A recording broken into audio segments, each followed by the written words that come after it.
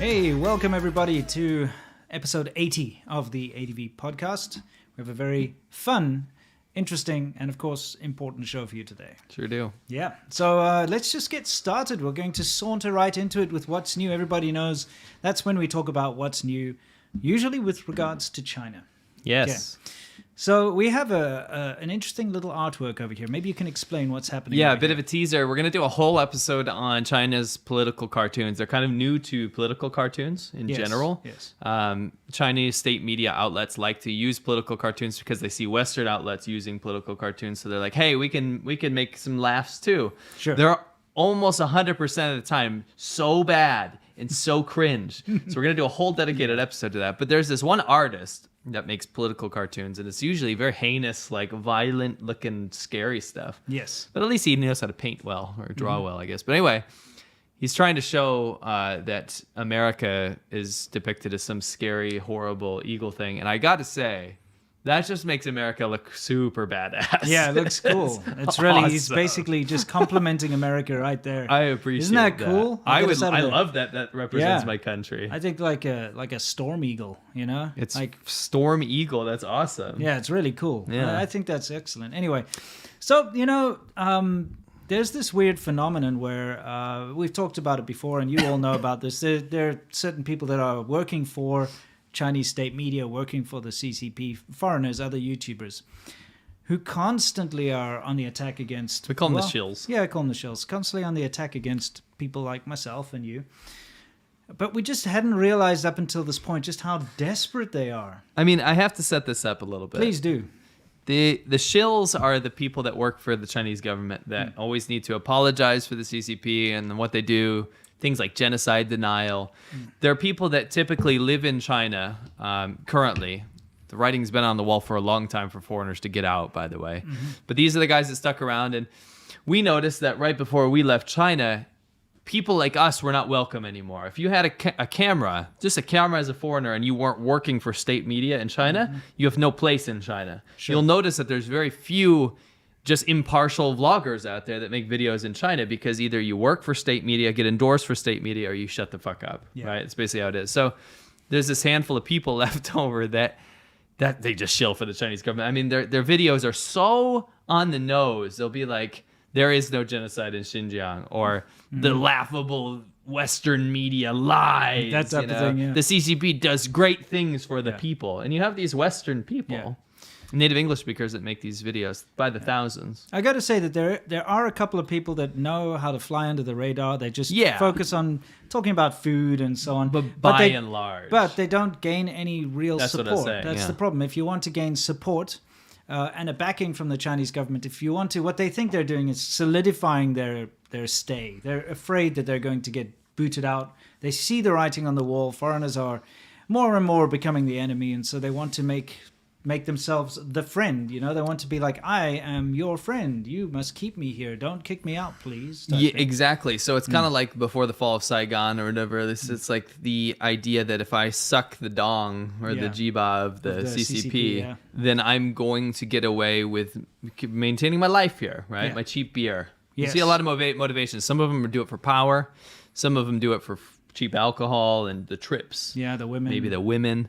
And what I want to say is we don't typically talk about these people because, number one, we don't want to signal boost them. Sure. And number two, they're pathetic because they constantly go after our characters. They attack our personalities, and they don't attack our arguments. So we've constantly said to them, like in private, when we have dialogues with them, because we've had dialogues with some of these people, their idea is, how are we going to shut down Winston and Seamilk? Yeah. How are we going to shut them down? And it's this constant narrative over and over again that they have to shut us down. They have to call us racist. They have to do all these crazy, crazy things to smear our names, right? And our rebuttal every time is just make better content. Yeah, just do something good. If you disagree with our sentiment, then make a disagreement and make that video popular. Yeah. If you're going to get people to watch your content, then you will immediately combat us, right? But we didn't realize the scope. And this is why we're talking about this. There's actually another YouTuber who's called the CCP Shillbusters is his channel. Yeah. And, link in the description. Yeah, there's a link. You got to go check out his video when you get a chance, because he went out with the help of some of his friends and he found just the most ridiculous amount of videos. Where And it's not people are- every one. No. Not even close. No, this is just a small sampling. So we thought we'd show it to you just so you can get an idea about how obsessed these people are about us. If you want to know what the definition of living in your head rent-free is, this is that definition. Please watch this little compilation he put together. It's hilarious. So let's see. Let's do I it. really don't like to make these types of videos. This isn't. I try to consider myself a bit above the fray. I let my videos sort of speak for themselves. I do not like singling out anybody or anything. Winston and Matt. Matt. Winston and Matt. Matt get Winston. Laowhy86. Laowhy86. Winston's. Laowhy86. Matt. Laowhy86 is Winston is Matt. Winston. ADVChina. ADV Podcasts. SerpentZA. Laowhy86. Winston. SerpentZA. It's Laowhy86. ADVChina. Winston. SerpentZA. Winston and Matt. Winston. Winston. For Winston with Winston. What Winston? Winston. This Winston is SerpentZA. Winston. Winston's SerpentZA. Winston and Matt. Winston. Winston and Matt. Winston. Matt. Winston.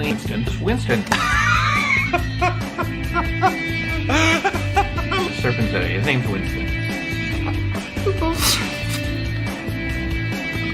A few days ago, one very popular YouTuber, Winston. SerpentZA, Matt, Ty, Laowhy86, Winston and Laowhy, Winston, Matt, Ty, Matt, and Winston. Winston Sturzel, a SerpentZA, Matthew Ty, Laowhy86, Winston and Matt, Winston And Laowhy86. SerpentZA and Laowhy86. SerpentZA and Laowhy86. Laowhy86 and SerpentZA. SerpentZA. SerpentZA. Laowhy86. Winston. Like Spanx. Winston. Spanx. SerpentZA. Winston Sturzel. SerpentZA. Winston Sturzel. SerpentZA. SerpentZA. Winston Sturzel, SerpentZA. Winston Sturzel. Winston. SerpentZA and Laowhy86. SerpentZA. SerpentZA. Winston Frederick Sturzel. Winston SerpentZA and his friend Laowhy86. Winston, or Laowhy86 SerpentZA. You, Winston. Winston. the Winston Sturzel, SerpentZA. SerpentZA and Laowhy86. SerpentZA Laowhy86. SerpentZA and Laowhy86. SerpentZA. Winston Sturzel or SerpentZA. Laowhy86 and SerpentZA. SerpentZA. SerpentZA and the Laowhy86. Is white, racist. It's racial hate speech. Captain Apartheid. Yeah, so I mean, just to give you an idea, shit. it's Wow. I had no idea that there were so many people that were obsessed with us. Apparently, that's a minute amount, by the way. Yeah, no, there's a lot more. There are hundreds and hundreds. You know, the funny thing is that it's actually quite flattering that so many people feel the need to go out and make videos about us. Yeah, it's usually very horrible things that they say, but wow, I mean, it's mind-blowing to show you. I mean, because let's be honest, these people, they work together hand in hand with the propaganda department of the CCP when they do state media. So the fact that state media in China is incentivized to go out and make hate videos about us, it shows you what kind of impact we have. I know, it's crazy. Oh my gosh. Anyway, we love it. It's very, very interesting to see. Yeah. So maybe we'll get another compilation together in the future at some point. Yeah, And, thanks for all the hard work to Shieldbusters. The link to the whole video, Winston did a bit of a rebuttal to some of these guys in the interview. It's a pretty good one. It's in the description. Yeah, Watch it after this. go take a look, bookmark it for later. Anyway, we've got to get on with the show here. We've got a lot to cover today. Yes, we do. So what do we have next in our little... Extremely racist. The Asian hate rhetoric. Play out a little bit. Okay, so what do we have in our what's new here? We have to remind you all, I don't know if you've seen, but this video of mine seems to be gaining a little bit more traction. It's a very, very important story. And the reason... For next week. Yeah, the reason it's important is it's for next week. So just, if you've forgotten about this story, I actually worked for a serial rapist in China. Obviously, I didn't know he was a rapist when I worked, when I first started working for him. But I've got a real story with lots of photographic and video evidence. And this is very important because if you've forgotten about the Rape Ape Beach Monkey, we've got something very special which is connected to this whole case for next week. It's going to be pretty fantastic. So just do a little catch up on that if you get the chance. Yeah, absolutely. We'll do, to be fair, if you don't get the chance to do it, it's fine. We'll give you a rundown next week. Yeah. But definitely watch this video first so you're kind of caught up. Yeah, it'll make a whole lot more sense. It certainly will. So let's see. Do we have anything else in What's New today? Or there's probably a bunch of stuff. Let's see. Yeah, we do. Oh, we do indeed. Let me do a couple super chats because people are donating and I feel bad. Okay, sure. What do we got? Zhi says, can we have the lovely voices of Winston and Matthew for karaoke while we wait for the start of the podcast? Well, we can give it to you now. Perhaps the Boko Haram song. Bo, bo, bo, Boko Haram. Bo, bo, bo, Boko Haram. What did I gotta say, like, why has no one ever come up with that song? Because we're geniuses. Freaking geniuses. It's based on the Beach Boys. What is it, Barbaran or something? I don't know. It's Boko Haram. Yeah, it's Boko Haram. Freaking Beach Boys are terrorists. Yeah, no, we always come up with these weird songs whenever we're doing long trips on motorcycles. Because you know when you've got intercoms on and the road is boring. So if we come up with these ridiculous things, that just happens to be one of them. I don't know how they found out about that. We actually had a Beach Boys tape. That's kind of how the song entered our minds. Yes. You know, in my C4 Corvette, it only had a tape player. I went to Goodwill, which is a thrift store here in the US. Yeah. It's the only place I could find tapes. And the selection was pretty limited. I had like disco hits, you know, the best of the Beach Boys, highlights from the Phantom of the Opera. And that was a good one. Yeah, that was my favorite one. I found out quickly that the Beach Boys suck so bad. Oh, I mean... And it turns out they're like the most popular band of all time. But they're really bad. I don't know, like some of the hits are good. Yeah, some of the hits, but when you listen to the B-side... Oh, yeah. Dude, their music's awful. Yeah, the B-side's never very good. Anyway. Cool. So anyway, I got another one for us. Sure. Thank you to Zhi Yiqie. He became a member. Appreciate it.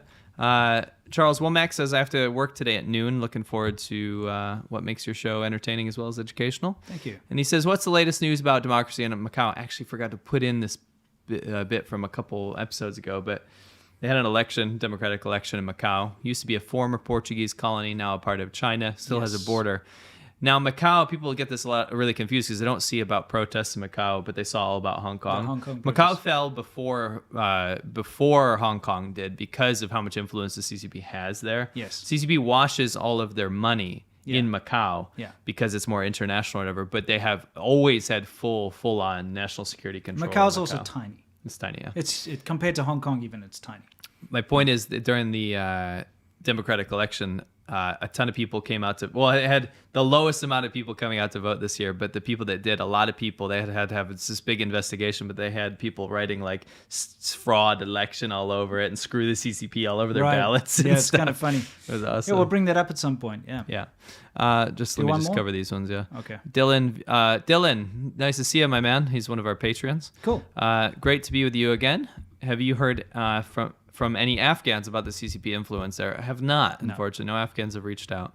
And China's relationship with the Taliban and their thoughts. They're definitely in bed with each other, that's for sure. And I've heard about their...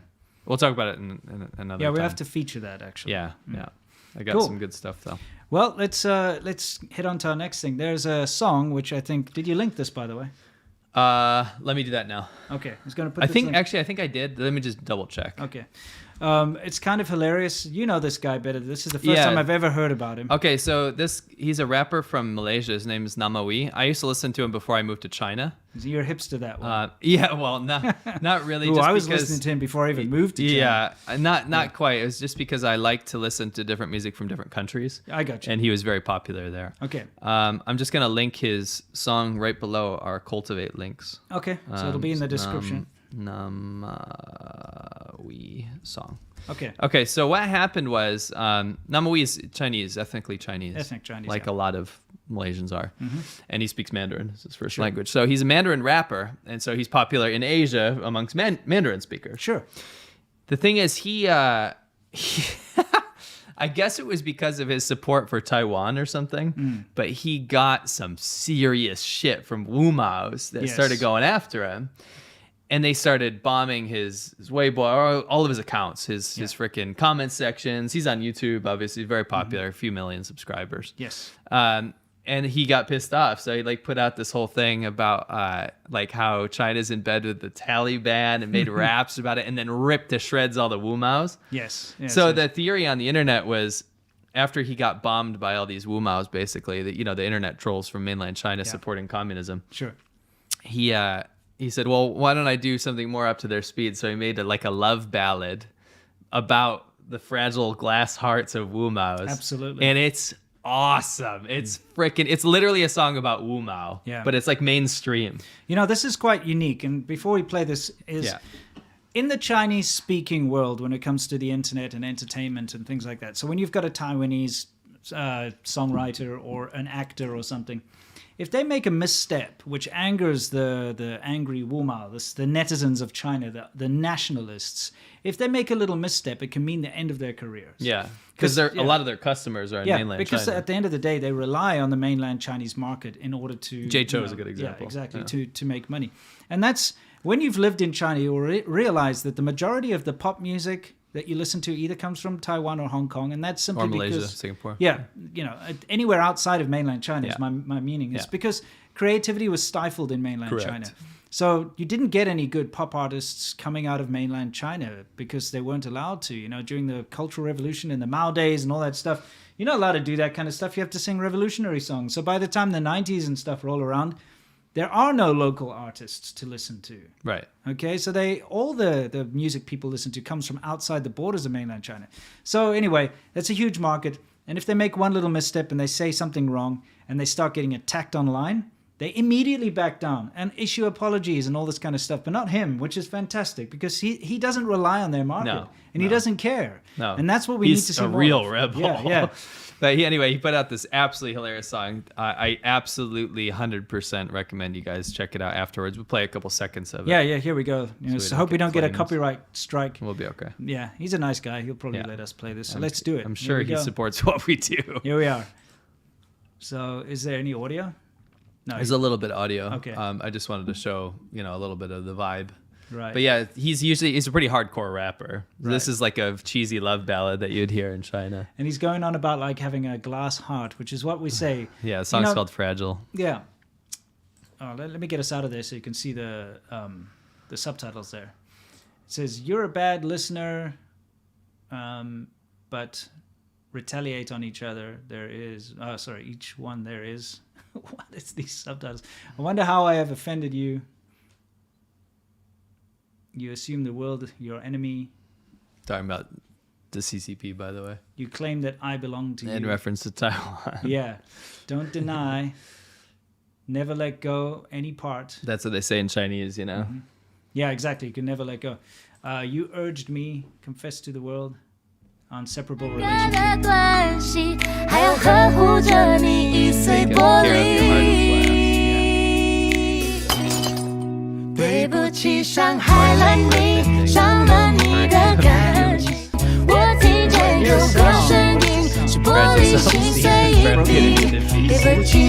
"Pardon me for my honesty." The fact of the matter is, it's just a commentary from these guys. Yeah. And like you said, he's usually a hardcore rapper, and he's made this kind of love ballad because he's like, "Oh, my, it's gonna piss him off more. Too edgy for you. I'll make a crappy little love ballad for you." And it's all about like your broken, fragile heart, and we call them glass hearts, the Wu Mao, because they cannot accept any criticism at all whatsoever, and so their hearts just shatter. Yeah. So it's just kind of good to see this happening. Very, very happy about this. Yes, excellent song. Definitely check it out. Yeah. This is the kind of rap and the kind of music we can get behind. Yes. Because it's anti-Wu Mao music. Yes, absolutely. You should be able to have your freedom of creativity and say what you want without being attacked relentlessly and made to apologize just for hurting the feelings of the CCP. Yes. Anyway, good song. Check it out. Yep. All right, so let's do a couple of questions, and we're going to go into our main topic, which of course is all these celebrities that sell out to the CCP. Yeah, this is from Kelvin50. I don't read German, so it says I don't want to read it just in case. Okay. But I appreciate it. Thank you. We don't speak German, but I appreciate it. Finger painter Burke. Oh, nice. Yes. Burke. I love that. Yeah. It's general. Burke is... Just to catch you guys up, Burke is this white monkey we found in a fake Chinese town that resembled like an Austrian town inside of a church. and they set up an art exhibit of this guy. I mean, I swear to God, it was finger paints. Yeah, the worst painting that from I've ever from seen. someone with like that got into a crash and hurt their brain. Yes, like that. That's probably what it was. It's like therapeutic art for brain damage. That's probably what it is. I mean, that's when you look at it, either that or your 5-year-old's like art class. The problem is when we looked him up, he actually turns out to be a CCP shill, and he's published for it. Yeah. But anyway, Burke, he said adults can finger paint too. Art is subjective. Sure. The science changed. Which of you two attracted more women while living in China, and why was it Winston? We definitely didn't. We definitely didn't keep. We didn't keep track of that. There's no tally. If you're in Asia for that reason, then you probably should leave Asia for that reason. Yeah. Alt stuff. I don't mean to sound like a killjoy. No. Yeah. Alt stuff TV says, longtime fan. Hey brothers, the rebellion lives on. It certainly does. Aussie Baby says, Storm Eagle, coolest synthwave band name ever. It's true. Storm Eagle's awesome. I look forward to this podcast every day. You and Dr. Disrespect are the only YouTubers I support. Thanks, man. Thank you so much, mate. Free Speech Respecter says, wow, Free Speech Respecter. Thanks for the $300. You want me to say that, but you only gave 10. Yeah. But thank you. I appreciate that. Awesome. Orion Galaxy says, hello, boys. Blizzard is a terrible company for selling to the CCP. I canceled my WoW subscription since then. But they got me by the DAZX. Okay, good old. For those of you who don't know, Peter Balsack, otherwise known as Peter Daszak, is one of the main reasons the world was duped into believing what the Communist Party said about COVID-19, and that's why it spread. Do you know that there were Wumaos on Twitter telling Peter Daszak to sue you for saying that? Yeah, I heard that. Like, what are they going to do? I'm just talking It's your truths. opinion. Yeah. Not even in Minecraft. That's actually what happened. It's actually true. But anyway, this he made guy, all those scientists write that letter to the Lancet and stuff. It's well documented. And it's because his company, Eco Health Alliance, is the one that was working with the lab in Wuhan. Right. Yeah. But Orion Galaxy says, they got me by the DAZX with Diablo 2 Remastered. Did you guys get Diablo 2 Remastered as well? I mean, maybe for the nostalgia, I thought it looked interesting, but I don't want to support Blizzard. Yeah. No, I played Diablo 2 a lot back in the day. Me too. I just want to hit these big dogs real quick. Cool. The shill montage, this is from Cavliotis, says, the shill montage made me want to give another 5. Much love from New York City. Thanks. It's those pathetic shills. I mean, we're obviously living rent-free in their heads. Just look how much they obsess over us. I mean, that's just a smattering. Yeah.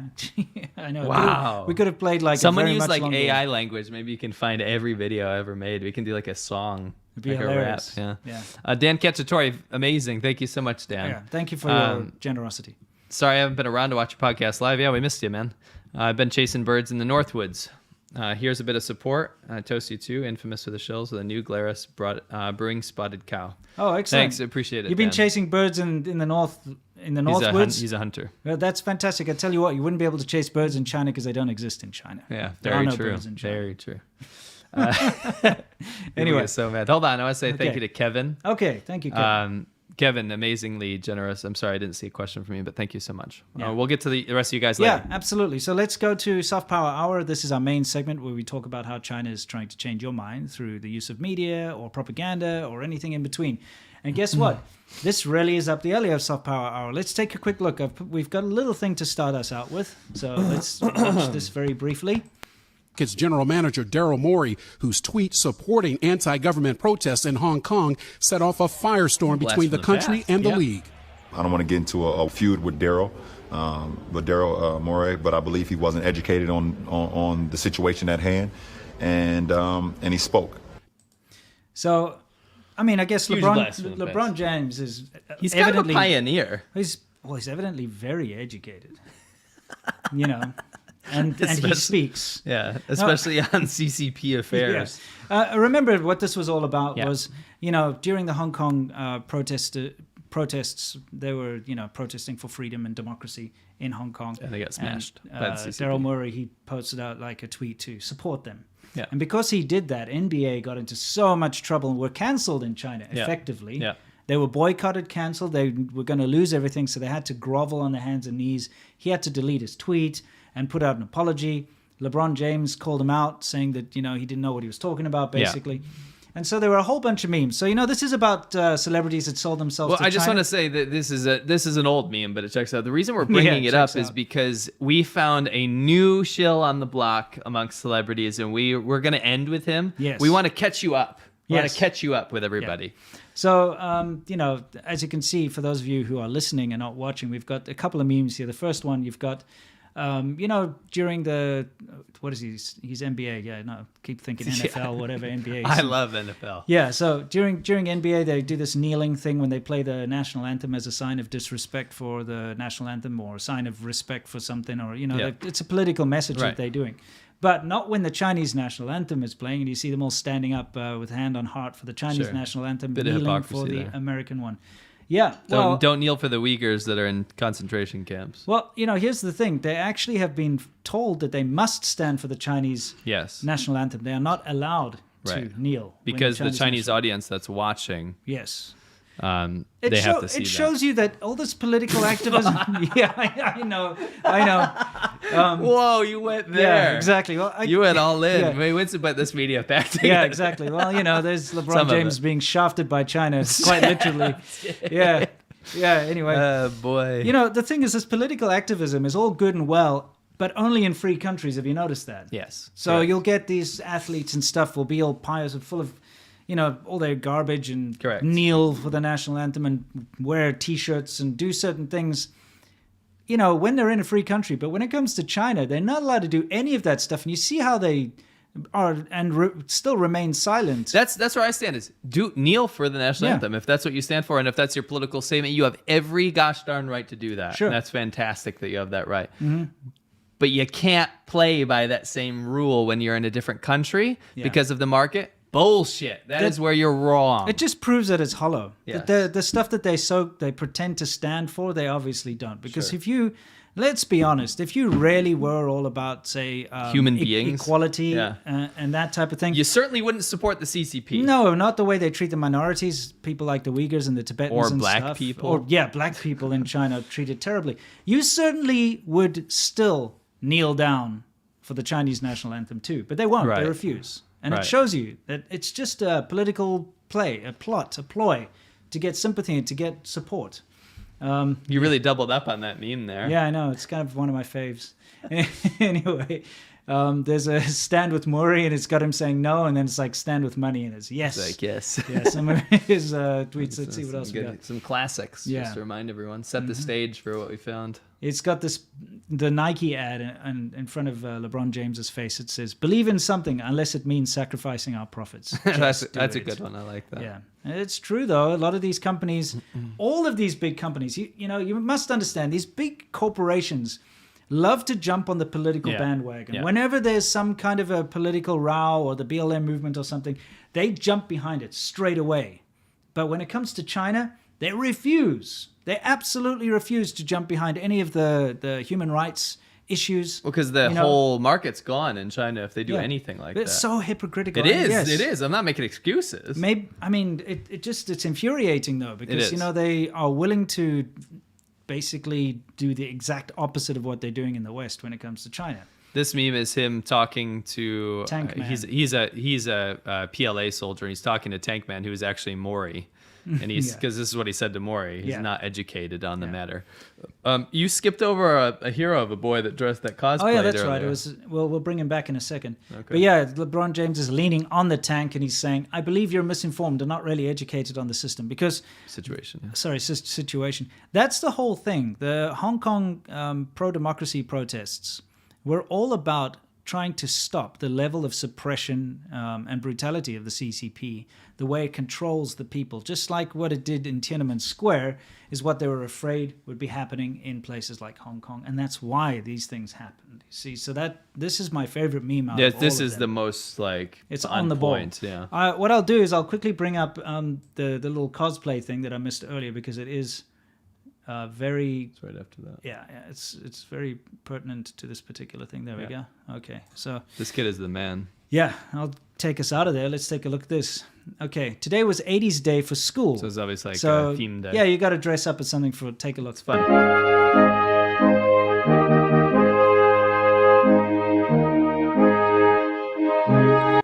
So he's dressed up as Tank Man, which is great. That's awesome. I think that's absolutely fantastic. Hero of a boy. This was in the States, right? Correct. If this was in China, he would be disappeared, just like the original Tank Man. Correct. That's awesome, though. That's a great Halloween costume, actually. It is. Yeah. And it's not like... That is scary. It is scary. It's to scare the world and be like, let's not let this happen again. Yeah. So let's get back to the LeBron James, because we got a few more of them. Don't worry. Okay. We're not done with him yet. Yeah. Okay. So let's move on to the next one. Yeah, here we have another one of those Nike type ads. It says, believe in something unless you're criticizing China. And then it's got a little Chinese flag says, just shut up and dribble. Yep. And of course, one of him as Mao Zedong on the side there. And here's a headline, okay, from October 9th, 2019, which says, NBA now requiring all players to stand for Chinese national anthem. And it just shows you the hypocrisy, the absolute hypocrisy of it all. It's absolutely terrible. Let's see what's next. Yeah, we got him as a cultural revolutionary in one of those typical propaganda posters. Kneeling down for China, you know, the whole usual stuff that you would expect. So that's LeBron James. We're kind of past him now. Yeah. So LeBron James is less funny than the next one. Yeah. There has been a huge uptick in one of our favorites out there, and that is John Sheen. John Sheen. You can't see him because he's too busy shilling for China. Yes. Little rundown, quick. John Cena, of course, massively popular in the WWE, WWF scene. He was very popular in that scene. But what happened was, because WWE was so popular in China, in fact, more popular than here. All my students watched that. Yeah. Super popular. He decided that it'd be a more lucrative market. And my favorite stuff, and unfortunately I couldn't include this stuff because this got my video claimed when I brought it up, but he does these vlogs for WWE in different countries, broadcasts for different countries, where he's walking around China and he's like, this is a supermarket, and believe it or not, supermarkets are in the basement of a mall. Isn't that interesting? Yeah. I'm gonna go buy some cookies, and like goes he like does these like shill vlogs, which is hilarious. It's really funny. The most nefarious thing that he did is what he got famous for. Yeah. And that is when it hit westernized. He likes to practice his Chinese. And he gets in front of his little cell phone camera and he says things like Happy New Year or whatever. That's fine, right? Yeah. But I mean, he's smart. He knows, he knows how to He play knows it. that this is where his bread and butter is going to be coming from in the future, because let's be honest, I think his career was kind of waning a little bit. You know, it wasn't as popular in the West anymore. He saw China as this massive market, and he started to pander for the market, which is totally fine. That's business. Yeah. You know, and there's nothing wrong with that. The problem does come from this, though. Yeah. And it comes from when he accidentally called Taiwan a country in one of his little streams or whatever. No, it was an interview. Sorry. He was being interviewed for his role in the Fast and the Furious 9. That's right. Okay. 9. Nine. 9 of them. It's terrible. Anyway. So anyway, he's being interviewed, and in the interview, he said that he couldn't wait for Fast and Furious to come out in this country. When he was talking about Taiwan, he was being interviewed for Taiwan news or something. I can't remember the exact context. But in essence, he called Taiwan a country, which is a massive, massive no-no in mainland China. Because mainland China, their idea is that Taiwan belongs to China. It's an inseparable part since ancient times, all that kind of stuff. And you may not say it's a country. So he obviously realized his mistake, number one, because he probably started to get bombed by, all these Wumao leaving comments. But I'm pretty sure that his producers and all the people involved in the Fast and the Furious 9 were like, listen, dude, you've just screwed up our chances. You better apologize, otherwise they're going to boycott the movie and it's not going to be watched in China. Right. Absolutely, that's what happened. That's what went down behind closed doors. So he immediately issued a groveling apology to the people of China. And he's like, oh, I have to apologize. I made a mistake. We've got it lined up here. We'll show you his actual I have to apology. make a quick groveling apology. Yeah. Just it's not. I think people misunderstood the making NBA players stand for the Chinese national anthem. We know that it's satire. We get that that's part of it. That's why it was in the meme collection. Absolutely. Anyway, continue. I just saw some people talking about it. Anyway, guys, the fact of the matter is, John Sheen, he issued this groveling apology.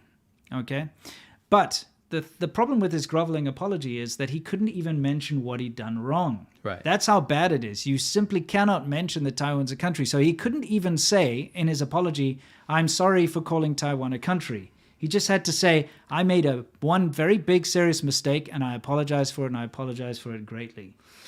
Unfortunately for him, the youngsters out there really caught on to that because it makes you look like a real piece of shit. No, absolutely. And he's groveling. I mean, look, John Cena, is supposed to be this macho man wrestler. Okay, he's Yes. supposed to be a tough guy. Yeah. And he's sitting there like a little boy, Saying, I'm so sorry. sorry. No, I made I such a hurt the big feelings." mistakes, blah, blah. And it really ruins his image. So we're going to go through a marathon of delicious, amazing memes because what people have done is they've taken the design language of QQ and other really shitty Chinese apps and put that into like groveling apologies with mistranslations of what he's saying and then minusing his social credit score. It's fantastic stuff. Let's take a look. All right, ready? Mm-hmm. 一碗冰淇淋，但是速度比较一冰淇淋。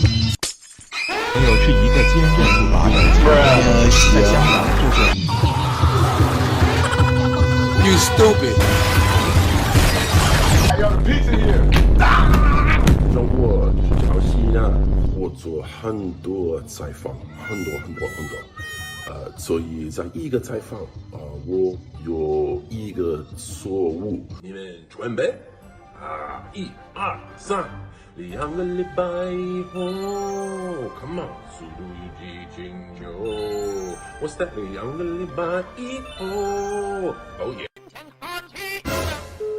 你好，微博，现在我拍电影，但是我给手机吃饭，我不可以用我的手机，我们拍的时候，所以我现在拍这个，因为他们给我老干妈。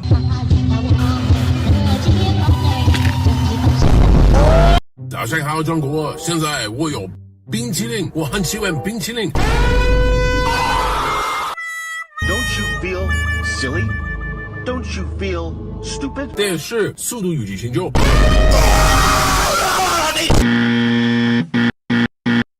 冰淇淋，速度与激情就我最喜欢。见人们。所以现在是差不多一样，冰淇淋再见。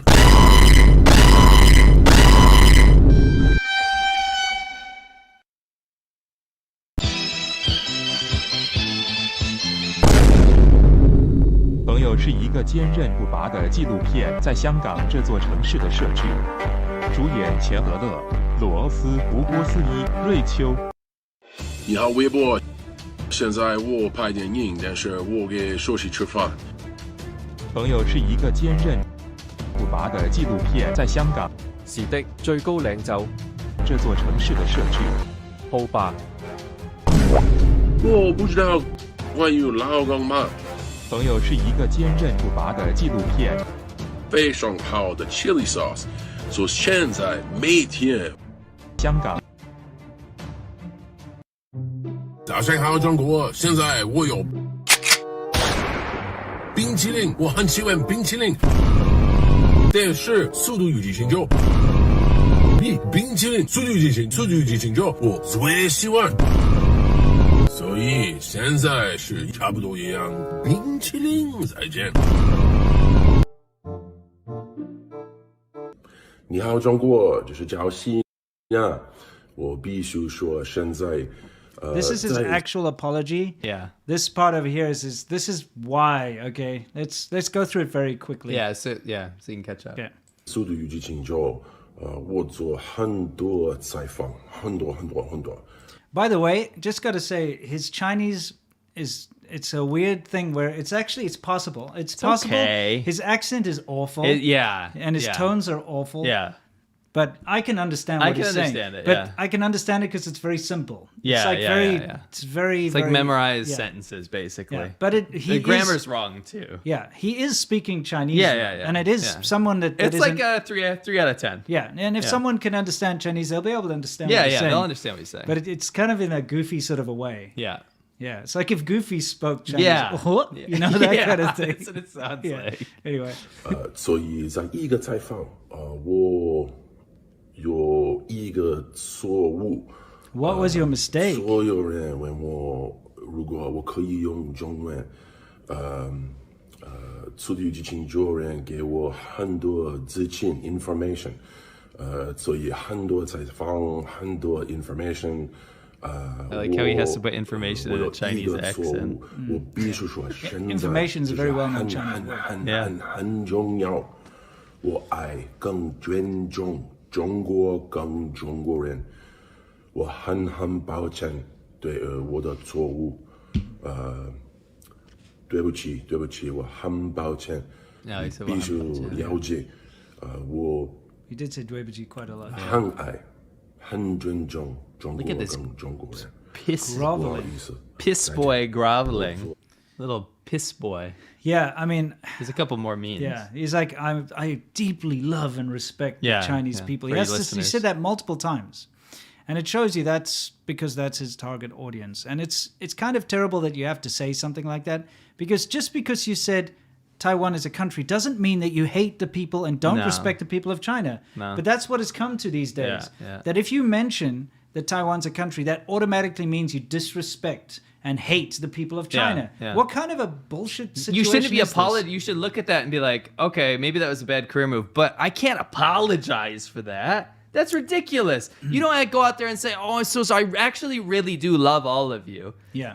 Those two things don't even equate. Yeah. Well, it just shows you how pathetic this whole, like, I was shilling fine has with got. this shilling in the beginning until this happened. And then I was like, bro, you deserve this hate memes. Yeah, shit. yeah. So let's have, what, I'll you got write it another out. one or two memes? Yeah, we'll write it out. Okay, here we go. This should be the video you go to see all these. Yeah.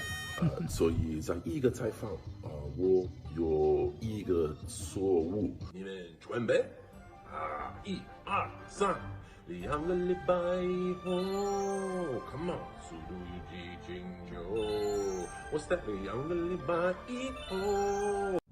早上好，中国！现在我有冰淇淋，我很喜欢冰淇淋。电视，速度与激情就比冰淇淋，速度与激情，速度与激情就我最喜欢。所以现在是音乐时间。张牙舞爪健身操，祝您健康步步高，路的。你好，中国，这是叫Xina。我必须说，现在在《速度与激情》中，我做很多采访，所以在一个采访，我有一个错误。朋友是一个坚韧不拔的纪录片，在香港这座城市的设置。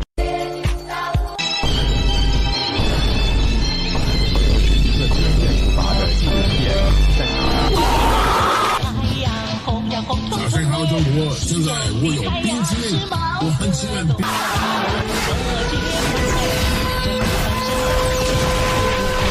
我爱北京天安门，天安门上太阳山。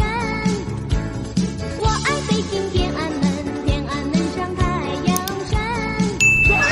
我爱北京天安门，天安门上太阳山。我爱北京天安门，天安门上太阳山。我爱北京天安门，天安门上太阳山。我爱北京天安门。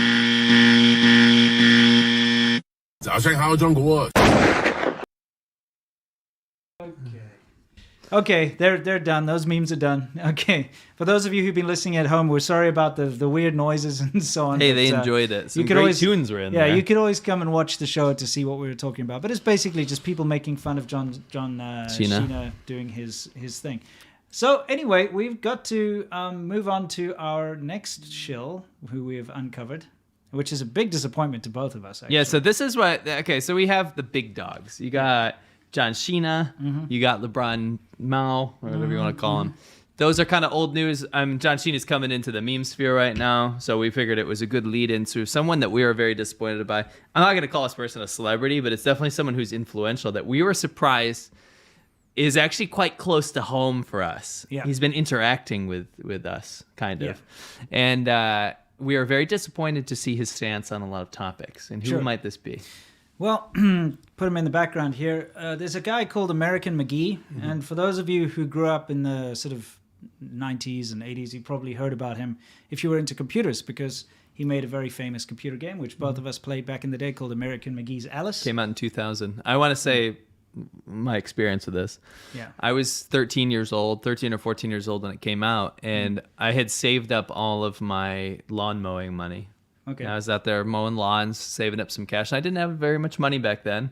Yeah. But when I saw in video game magazines when this game was going to come out, I was like, this looks awesome. You basically play as Alice in Wonderland, but it's like super dark. It's like a dark goth version. It's more of like in line with the original novel, right?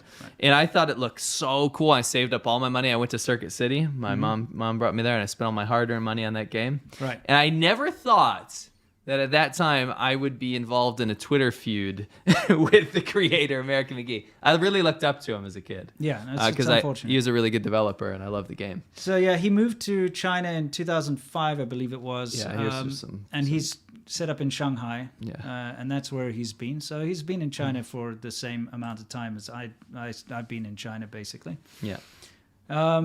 And he's been doing his, set up his independent game studios and stuff in China and various things like that. He seems to be focusing on plushie toys and things. It's his main form of business these days. Something like that, yeah. Anyway, the reason we're telling you all of this is it turns out that he's just a massive shill. He's and a CCP genocide shill. denier and a champion of the CCP and a hater of the West. I wouldn't know that unless someone implicated me in his tweets. Yeah. And they tagged me, so you can pull those up. We don't need to watch any more of this game. Yeah. Anyway, loved those games. It was very...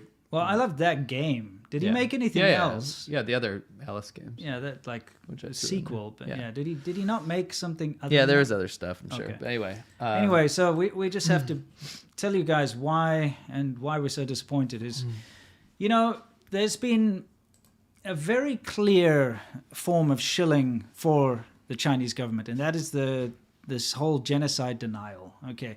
The genocide denial of what's going on in Xinjiang. And the apologists who are making excuses for it, who are saying that it's necessary for what's going on in Xinjiang with the vocational camps. The concentration camps where they literally take people away from their families and put them through these rigorous sort of training things and brainwash them and make them renounce their religion and renounce their language and, all this kind of stuff.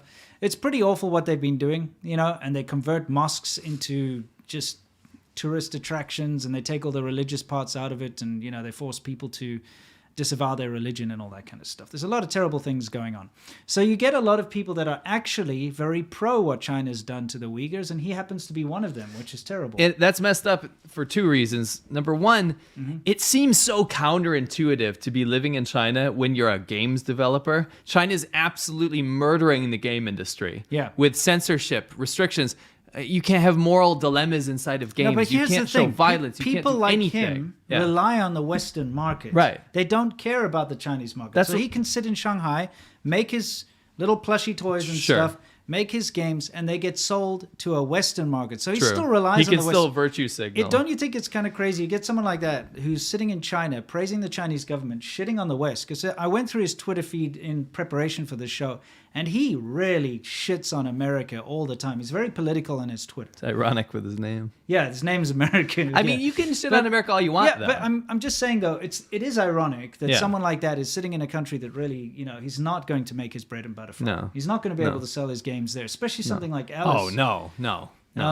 It's so very, relying very on the frustrating. Western market and then at the same time championing genocide and authoritarian dictatorships, and then constantly running defense for them. That's what I noticed on his tweets and some of his articles is that he's running defense for the CCP all the time. Yeah. And it turns out he was kind of also involved in conversation with somebody that is a very strong leader of genocide denial and pro-CCP propaganda. So let's just the reason why we're talking about this is because it actually involved us. We were tweeted at, and you were tweeted at. So let's just get how this started. There's a guy over there. His name's Scott Adams, and he said, "This is about Taiwan, by the way." Yeah. Because American McGee is all for China taking over Taiwan. Like he's an American, he supports the takeover of Taiwan. He supports the invasion of Taiwan through his tweets. You can see. So somebody made a comment on the whole Taiwan thing because someone asked, "What did Biden give Xi?" Because they had this conversation about Taiwan. So Scott Adams says, "Given that China never keeps a promise, it's easy to see where this goes next." So American McGee, the game designer, said, "China makes promises in its 5-year plans." Okay. Now that's that communist crap they plus do. 15 social credit. Exactly. How they keep those promises are public record, clearly evident in eradication of poverty. He said that. Can we talk about the eradication of poverty for a second You here? just got to calm down a little bit. What was their threshold for not being impoverished anymore? $400 a year. $400 a year. So, again, I want to ask you out American there, McGee. as an audience member, if you made $400 a year, would you consider yourself impoverished? Because I would. You know what I mean? Yeah. The thing is, in China, if you make $400 a 400 year, something, yeah. 436, I think it is. It means that you have been lifted out of poverty, and that's what he's talking about. Oh, look, see, they did poverty alleviation. Also, the flip side of that is the government deserves credit for you making more than $400 per year. Yes, isn't not that you, weird? not this business idea that you had, Yeah, or not are you you working hard hard and planting more potatoes that year. Yeah. That's the government's poverty alleviation. And guess what, American McGee, one of my childhood heroes, the idea that the Chinese government supplied all of that money is incredibly disingenuous to the Chinese people that worked very hard to get themselves out of poverty. Yes. Number two, that poverty alleviation campaign, that's the 5-year plan that's in public record that you're talking about, those 5-year plans have never not been met. And you know that, American McGee, very, very freaking well, that the 5-year plans have to be met. Yes. They make a 5-year plan and then they have to meet it. It's not that they meet it, they have to meet it. And so they say they Verbally, meet it. Yeah. yes. They say, oh, look, our GDP numbers reach this within that 5-year plan because we said so. But meanwhile, it's not true. So Winston and I found a fantastic Chinese YouTuber's channel, and he did this unintentionally, but he was in a poor village. Yes. And what we noticed was, you know what? The people didn't get any more money. They still didn't have electricity or running water. Yeah. They still had all this communist propaganda everywhere, and they still had dirt huts. Yes. But you know what they did? They made them remove any evidence that it was an impoverished thing. So basically, a social welfare program wasn't allowed to donate Yes. money to them anymore. Yeah, exactly. So the idea that they were out of poverty now was just that they weren't allowed to get stipends anymore because they're not allowed to be poor. Yes. That's what American McGee is talking about. Well, I mean, look, he goes on to say the massive infrastructure projects, etc. Just because your government doesn't keep promises doesn't mean it applies equally elsewhere. So he's just basically saying that the Chinese government can do nothing wrong. They always keep their promises.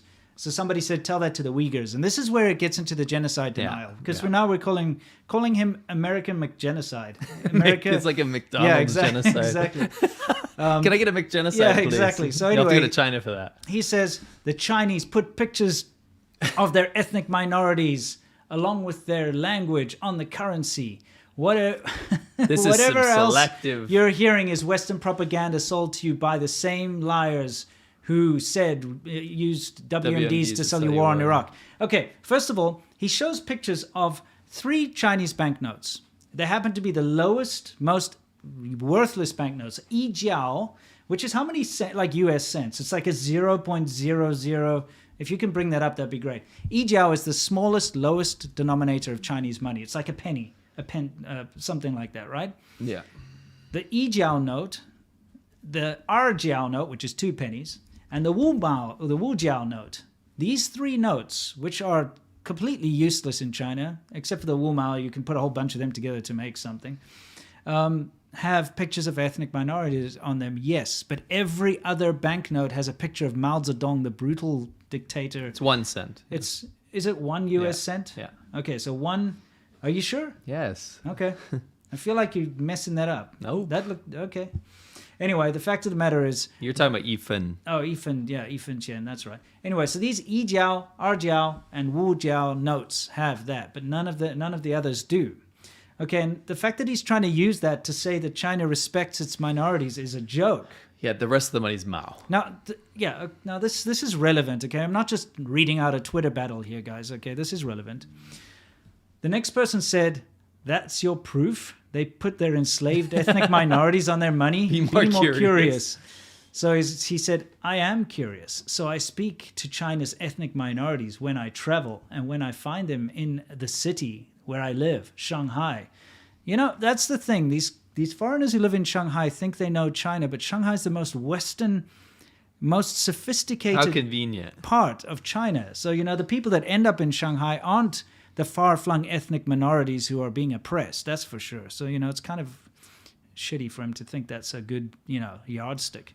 Anyway, he says, oddly, for an enslaved population, they have more mosques in China than in the USA. And there are Muslim restaurants on every major street. Look it up. Okay, so just because what makes a restaurant Muslim? Yeah, it doesn't matter. The fact of the matter is, of course, there are more mosques in China. Yeah, there's more Muslims. Because there are more people. Yeah, more Muslims. You know what? There are also more criminals in China. There are also more rapists in China. There are also more teachers in China. Yes. There are also more I don't know, construction workers in China than more anywhere else. cartons of milk. Yeah, there's more everything. potholes There's more in the potholes. road. There's more of everything because there's more population. It's a dumb metric. The fact of the matter is that this becomes relevant now because this is where you get dragged into the conversation. Yeah, and this is where I was shocked. I was like, wait, American McGee? I got excited. Yeah, And exactly. I started going through his stuff, and I was like, oh, shit. Oh, no. Yeah, so somebody actually tweeted at you this thing So yeah, I about- said, Yeah. is he right, Laowhy86? And I said, yeah, there are more mosques in China, and they are state run, and that's the point. These are state-run mosques, just like I'm Catholic, right? Yeah. The Catholic Church in China is illegitimate because it can't report to Rome, right? It has to follow the CCP. So same with mosques. They're all state-run, they're state-monitored, they're state-surveilled. Yes, They're state-censored. State-censored, and hives for people to get nabbed, Yes. right? So state-run and state-surveilled. Islam does exist in China and has less to do with what's happening to the Uyghurs than people think. The current genocide of the Uyghurs is because they're ethnically distinct from the Han Chinese, and I maintain that. The main reason that Han Chinese, the government, the CCP, is genociding the Uyghurs is because they're the most different from Chinese people. Yes. So anyway, after that, we started to look through some of his tweets. And so he's been going on about this genocide denial and excusing the behavior of the Chinese government for some time. Yeah. So he said to some random person, how do you know what you think you know? Who do you trust? The people who actually live in China or U.S. intelligence agencies who've publicly stated that they consider China's rise the greatest threat to American dominance? Look deeper. This Then- is where it was shocking. This is where he starts to share a very well-known genocide denier's video, okay? Terrible person who works for the CCP as proof, okay? This is really quite crazy. So someone actually replied to him and said, wait, what? Do you deny the even they're Uyghur shocked. genocide? Even they're shocked. Yeah, because most people wouldn't think that. No. This guy is, very... I don't know how to put it, but, we'll give you one or two more here. Someone said, I'm not sounding like the brainwashed one, American. He's talking to American McGee, obviously. It sounds weird. His name really messes up the Yeah, I know, sentence. messes up, yeah. So somebody said, I'm not sounding like the brainwashed one. The idea of taking 1.5 million people and locking them up until they no longer believe what they believe, forcibly enacting your will on them is torture. Anyway, And this is you the coup de slice it. grace here. Yeah. So he says, have a listen to this. And he shares that stupid genocide deniers video again. Would have sent you the link earlier, but I was preparing breakfast while defending myself from unfounded attacks. Yeah. Where's the attack? Yeah. Why is it always attack? Yeah, you're If someone unfounded disagrees attacks. with you, now you're getting attacked. So he says, China suffered a series of brutal terrorist attacks led by Muslim extremists. Look it up. The response was to de-radicalize a portion of the population. Can I just, before you go on there, Yeah. does he not sound like a neocon then? The whole de-radicalization, anti-Islam thing. I'm saying whether you are a neocon or neo-lib or whatever you are, his greatest enemy, the neoconservatives, Yeah. does he not sound like exactly what he says they are? Exactly. The response was to de-radicalize a portion of the population. When Americans were attacked by the same ideology, they destroyed multiple countries and killed or displaced millions. Okay, so that's what you hear a lot. This is the whole thing. They make excuses for the way China has cracked down on the Uyghurs and the Muslims. They always say, oh, because they're terrorists and they're responsible for extremism and stuff like that. And then they always have to say, and America did something bad too. For people like me who are not American, when I get into these arguments, it's really annoying because this whataboutism doesn't change the fact that what China's done to the Uyghur minority is terrible. That guy, I don't know He who actually- this guy is, but he says, you once again failed to keep America out of it. And that's Yeah. a typical symptom of these Yeah. conversations. He says, just because the country I live in is shitty doesn't mean China is right in its attempts to de-radicalize their own people by locking them up and torturing them. Those people had nothing to do with the attacks. They're just Islamic. And that I would mirror that sentiment. That's that is correct. So, this is the unfortunate thing. But it turns out that,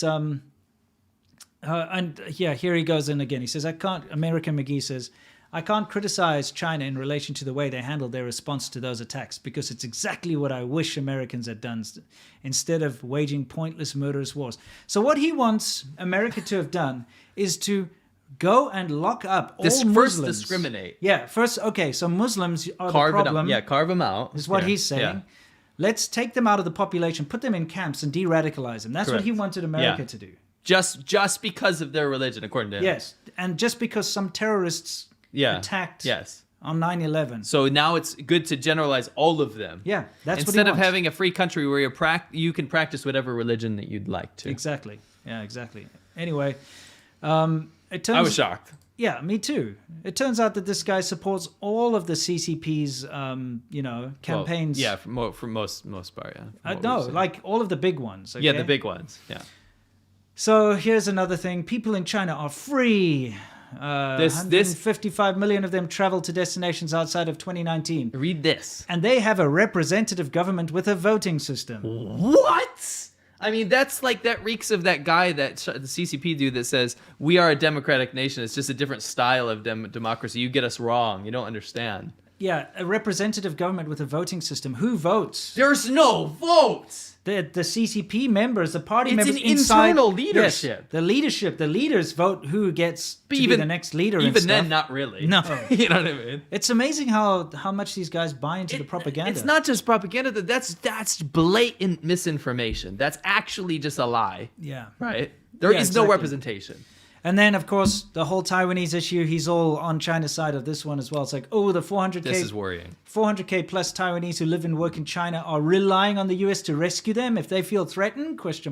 Maybe they don't feel threatened, He's just being This isn't a Hitler moment. No. So it's okay. Let the CCP do whatever they want, even though they're wicked fascist. Yeah. And doing all these horrible things. That's fine. Let them threaten Taiwan. It's totally fine. The US should not stand up for them. Yeah. That's his whole thing. And then, of course, with the Hong Kong thing as well, he said, stand with, in quotation marks, the people of Hong Kong, ? How long before you have to stand with the 70,000 plus Americans currently residing in China? How about for once, let foreign nations handle their own issues? Based on my US news feed, y'all have enough of your own problems back home. So his whole thing is like, don't interfere, let China be bad, let China do its terrible things, and never question it. The millions, I count millions of Hong Kongers that left their homes to go out on the streets to protest against the CCP to maintain their democracy and freedom. Yes. They're all wrong. Yeah. Because you think it's more important to talk about the expats that choose to live in China. Yes, that's right. So anyway, someone said, just let those foreign nations oppress and hurt and murder and genocide their citizens. It'll be fine. Honestly, never thought I'd see someone with a brain defend China. Kind of disappointed. That's where I was. And this is very uncharacteristic of Winston and I to talk about things like this, especially go through a Twitter feed of an individual. Yeah. The problem is because he meant something to me in my childhood, and he's an influential person. This isn't like a paid government shill that you say, he gets 1,000 views on YouTube or whatever. This is a real smart person, intelligent person. Yeah, you would think so. With an audience. Anyway, just to show, he said, signed a lease on an office and warehouse space for Mysterious Incorporated. The company started in 2015 from a small home office in Jing'an with a single leather purse design. Now sells dozens of plush toys, accessories, and other items with designers around the world. So you see, here's the thing. Why do we include this? I included this to show that his entire business model is reliant on the Western world. Right. The people who he shits on, and they are the reason he makes money and has a success and the reason why he can maintain this life of his in China. And I think it's quite despicable. You know what I mean? That's the reason why I included this. Yeah, absolutely. Because he obviously is a massive genocide denier, cares nothing about the people in Xinjiang, the minorities who are actually being oppressed, the Taiwan issue, which the of course, Kongers. The Hong Kong protesters. And this is something you find with all of the shills. They started out with demonizing the Hong Kong pro-democracy protesters, calling them all like violent thugs and all that kind of stuff, by giving examples of a few bad eggs, right? And then they try to paint them all with the same brush. Then they moved on to the Xinjiang issue, calling them all extremists, saying that the way China handled them is good, which is what he's done. All of the shills do this, bar none. Every single one of them have said this kind of thing. And then now the Taiwan issue, because that's the next big issue. They defend China's actions and its warlike actions, saber rattling. It's sending the planes into the airspace. It's all this kind of stuff. They defend that too. So it's just very, very disappointing, like you said, to see someone who, another celebrity, because he is a celebrity. Yeah, he's for sure. In the gaming world, everybody knows American McGee. We definitely know him. Yeah, we knew him. I think most of our audience probably know him. Yeah. And to find out he's just a piece of shit shill, just like those guys in the beginning who were all saying our names, is very disappointing. Yeah. And it shows you that no one's above this. It's very easy to fall. Yeah. Very easy to fall hard. Good point. Yeah. Good point. Anyway. Well, that is what it is. I think that is the end of our segment. There are, of course, many other shills in Hollywood and so on, and we could continue for ages to show you all of them. Yeah. But those are some of the big boys.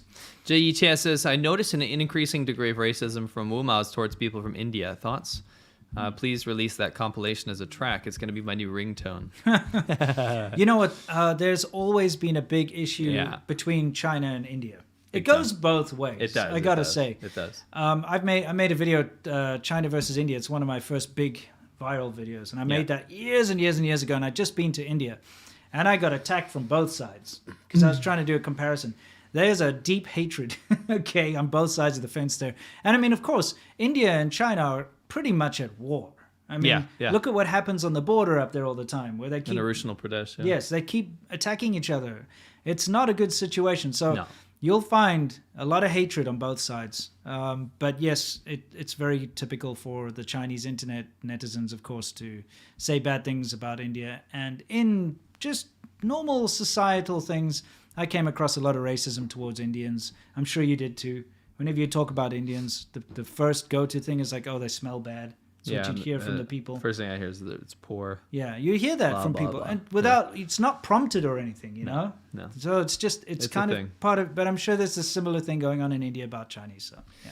Johnny Azul says, Winston, please say sissy pants. Thanks. Sissy pants. Albert Diaz says, I love your shows. Keep it up. Thank you. Logo app. Hey, guys. Long time fan. First catching you guys live. Thank you for joining us. Yeah. You guys make me laugh out loud, which probably makes me look nuts to the people around me. I'm assuming you're in public. That's pretty cool. James Fish. More knowledge of the CCP in and outside of China can only be a good thing. Correct.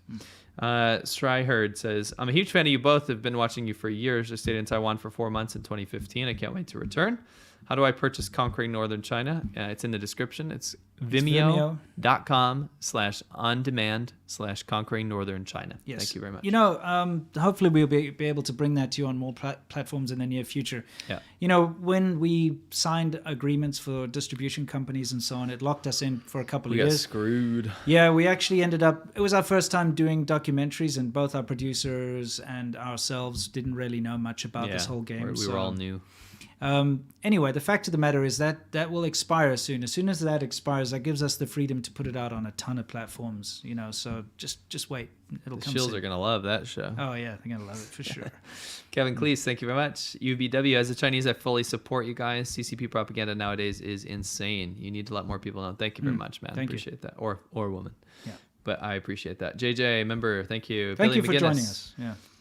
Logo app, can I get a ball sack? Oh, sure. Yeah, you know. Good old Peter Ballsack, you know who he is. Kind of responsible for COVID spreading because he helped the CCP lie. Correct.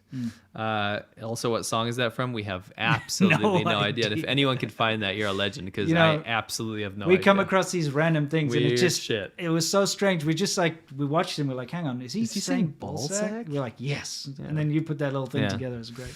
In Minecraft, I did. Yeah. Trin, nowadays there's a whole tape and track revival type of music. Mostly heavy metal and punk music. God knows why, though. It's the worst format. It's just nostalgic, right? I grew up with tapes. So I got tons of tapes. I got a really cool tape player. We've been listening to tapes. Yeah, exactly. I got this 1984 Sony, tape deck thing. Yeah. A lot of my old cars always just have cassette tapes, and I like keeping it original. I got a 1991 Panasonic tape deck. That's right. We're rocking out to some music we get from Goodwill. Tape's not as bad as you got me that Christian band. It's so good. What was that called? Like Bridge the Gap or something? I think I have it. Oh, I have it. Full right Effect. Here. Dude, check this out. Yeah. You guys are not going to believe this. This is hilarious. You got this from a few months ago. Actually, this is when I did my trip and I was buying all those Goodwill. Yeah, this is one of them. This, I don't know if you guys can see this. It says Bridge the Gap. This is the most obscure thing I've ever heard in my life. This is a Christian rap group. Yeah. From 1993. Yeah. Oh, the lyrics are in here, and the songs are incredible. They're so It's ridiculous. Yeah, well, sometime we're going to have to go through that. I'll read one excerpt. Okay, read an excerpt for us, please. Okay, so keep in mind, this is like some cool kids under a bridge. Of course, right? And I guess I don't know anything about them, but I did try to find one guy on Twitter to be like, hey, when's the next release? And he never replied to me. Yeah. What was the good one? Was it The Fat Lady Sings? Is it? Yeah. Johnny was a boy on the east side of L.A., a.k.a. Snowman, some would say. Then Johnny was a dope man from the hood, selling the cane to any kid he could. They shortened cocaine to cane. I've heard coke. Yeah. Cane? Who knows? Maybe in their Christian circles. As the bill was good. Yes, Johnny had it going on. What could go wrong? Homies by the side, and the street was his home. Then one day, the deal of the century. 2 G's on a simple delivery. It's a shame Johnny's mission was a death wish. Bullet wound to the head, because Johnny was selfish. A life full of glamour, and the gun went bang, and then the fat lady sang. I love, what's that one? Oh, yeah, was the Extreme the one you liked? I think it's Extreme. There's like a line in there which just made me cringe. Yeah, I got this. Yeah, you got it? We do not endorse yeah, this, by the way. You got to listen to this, because this is the kind of gem stuff that you find when you go on road trips and you go to Goodwill and you find these old cassettes. Right, and we have to say we do not endorse this lyric. No, we don't endorse the lyric. Just listen to it, though. Listen up, people all across the land, while Full Effect takes a stand. I guess Full Effect is their name. Yeah, they're called Full Effect. Okay. Is that Bridge the Gap is the album. Okay. The font is like 1. Yeah. And with the mic in my hand, I will place the brand of the Lord Jesus Christ back upon this land, shedding light on the situation. See, we've fallen to become an ungodly nation. Abortion, murder, homosexuality. It's a pity. Wait. But that's a part of our sad reality. So wait, abortion is bad. Yes. Murder. Yeah. And then homosexuality is worse. But it's kind of like it goes. It's like which is worse. According to Full Effect, being gay is worse than murder. And that's a pity. Yeah. According to them. Yeah. They took prayer out of school. Let pornography rule. Because when I went to school, I remember I tried to say an Our Father, and they handed me a Playboy magazine. Yeah, exactly. Saying racism is cool. Who's saying that? The school. Oh, okay. The school said this. All right. Okay, so let me reiterate that. They took prayer out of school, let pornography rule, and then said racism is cool. Okay. I don't know what the hell school you went to, my friend. Yeah. Because this guy's probably your age, right? Yeah, yeah. And that Christ is a fool. How did we end up with this? Like I said, it's a random thing. When I saw the album cover, I was like, I'm sure Seymour will like this because I've to been listening to it in my free time. So I'm like, I love this. I'm buying this. And then when I tried to listen to this thing in the car in my Corvette, and I was doing this long road trip, I was like, what am I listening to? Can I tell you why I like this? Why? This kind of stuff, and I love when you buy me this kind of stuff from Goodwill because I like to know that I am the only person in the entire world that is currently listening to this. That actually has that. That's like hipsters. This is what I got him last week. Oh yeah. Now that's... And I was like, why'd you give me this shit? And guess what? I love it. And I keep listening to it. No, that's what I call music. You know what's a sick song? What's that? Freaking, I didn't know this, but Janet Jackson, Someone to Call My Lover. It's a bop. It's a great tune. Okay. It's a really good tune. I love It's it. got some of the worst music I've ever heard on this thing. Destiny's Child's Bootylicious doesn't get a pass. NSYNC Pop doesn't get a pass. Jennifer Lopez, I'm Real, pretty good tune. Yeah. Joe featuring Mystical Stutter, absolute shit song. That Janet Jackson one, telling you. It's got one song in there that I like, the Gorillaz, Clint Eastwood. Fantastic tune. That's the only song on the whole thing I like. That's the one with Del the Funky Homo Sapien rapping over it. Amazing rapper. I just like the music video. It's very cool. It's really cool. Good song. Yeah. There's some Shrek rock on there. Smash Mouth, I'm a Believer is on here. That's unironically. Yeah, it's crazy. I remember I had my boombox over in the corner when I was editing. And that came on, and I was too lazy to get up. But actually, that song made me stand up to go change it because I can't listen to Shrek rock. Pretty bad. Fuel, Bad Day. That's a good butt rock song. Yeah.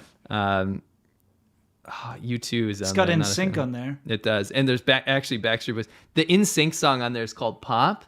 Mm-hmm. And I thought it was hilarious. I actually listened to was it NSYNC or the Backstreet Boys when they blend together. Yeah, for the me. same thing. More than that, I know it's Pop.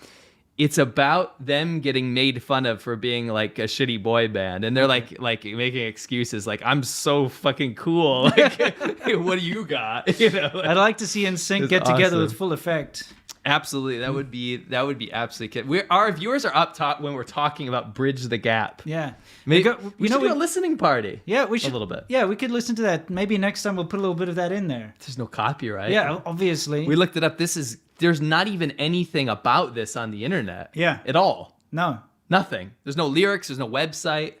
So we'll play a song. Should we play that? We got to play the homosexuality one. Drugs. Oh no, my what's it? God. Abortion, murder, homosexuality. In that order. That's how bad society's gone. And racism is cool. Yeah. And pornography. Jesus Christ's a fool. He's a fool. Anyway, yeah, cool. Let's move on, Joe. Yes. We'll get back on topic. Yeah, we got to get back on topic. All right, so it's time for us to hit our next section, which is, of course, the Wumao Corner. Actually, we have to run an ad. We do? Yeah. Oh, we do? Okay. Oh, sorry. We have to run an ad. Yes. Not an ad like that. It's a good thing. It's a good ad. You guys will like this ad. It's in there. It's Cultivate. Okay. Yeah. It's right before that. Right before Alice. Oh, right before Alice. Yeah. Okay. We kind of teamed up on this media pack. So. Who the F is You are really skipping. I didn't skip anything. No, you're really skipping back. I already said it's before Alice. Oh, before Alice. Yeah, sorry. Before Alice. Sorry, guys. I'm going into the John Sheen. We don't need a replay of John Sheen losing social credit. Yeah. Bam, bam, bam. Bam, bam, Bigelow. Oh, right there. There we go. All right, cool. Would you say a few words, please? All right. Well, first of all, I'm getting sun shining in my eyes. Oh, shit. I'm sorry. You want me to deal with that? Yeah. While you talk? Yeah, I'll talk for a minute. Remember, guys, we introduced this to you a while ago. Cultivate is probably the best way. What are you doing back there? Okay. It's probably the best way to fight back against the Communist Party of China. I know it sounds weird, but right now, any support of Chinese products being made in China, if you're buying stuff from China right now, it ends up going to supporting, in a way, the Chinese Communist Party. Mainly because China, well, all companies in China are beholden to the CCP. So anything you buy from there, any kind of thing you sign up for, if they need your data, if the Chinese Communist Party needs your data, if they need anything, they ask the company, they must give it to them. That's just how it works there. Yeah. Okay. Bolstering the Chinese economy right now is helping bolster the military. It's helping, the CCP attain its goals. Now, at the end of the day, I'm not against helping China become successful. Not against helping Chinese people. I absolutely want that to happen. But the way things are playing out right now, every cent that's being sent to China is somehow going back into the CCP achieving its goals. And right now, the way that they're threatening Taiwan and the way that they're doing all these human rights atrocities, if you have a choice, you should boycott buying made in China. Because we need these things to stop. And the only way to actually affect the Chinese government is going to be through monetary means. Yeah, honestly. so this plugin, my blurb about that is whether you're on board with that or not, you probably notice that when you go on Amazon, you're getting an unfair amount of knockoff products from China when you're looking for a legitimate product. That's true. And it's boosted. It's put up in the front. It's boosted. It'll say like Amazon's choice, like Roiwa freaking USB connector or whatever.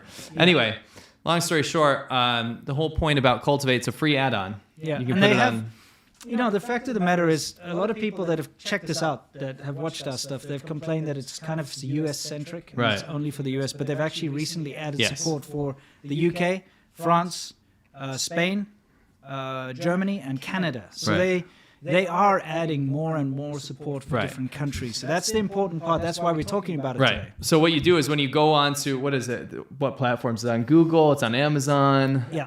And it's an add-on you put on your browser. What happens is it'll tell you where something's made, because Amazon wants to hide where stuff is made. Yeah. So it'll say this product's made in China, or this product's made in Japan, or this product's made in America, or whatever. Then you can make a decision. But not only that, it'll give you American-made alternatives. I've seen also when I'm just searching on Google, etc. Why is everyone saying you're echoing again? Reverb. Did you kick something? No.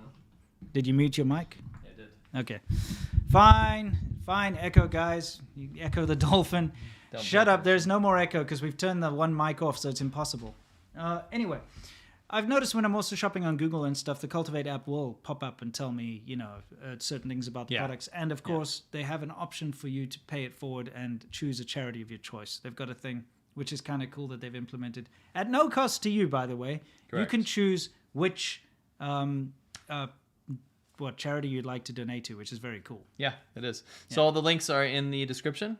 Check it out. Yeah. Cultivate. We support them. They support us. Good. And we appreciate it. Anyway, let's continue. We are going to continue. So back to Wu Mao Corner. For those of you who want to know what Wu Mao Corner is, it's where we talk about the haters, the kind of junk that they get up to. And it's always a good insight into what's going on with China. We've got a pretty horrible scene we want to show you. It's fairly disturbing. I don't want to show it to you. Well, yeah, we don't want to show it to you, but this is something that's been going around. It's There's been some commentary. sent to us a million times, okay? So we just wanted to get it out of the way and explain to you what's going on here. So what you can see in the background is, we've taken the audio out of this, by the way, is there's a young girl who's very upset, and her grandmother has just sold her dog, her puppy. Sorry, this monitor light is shining directly on my chin.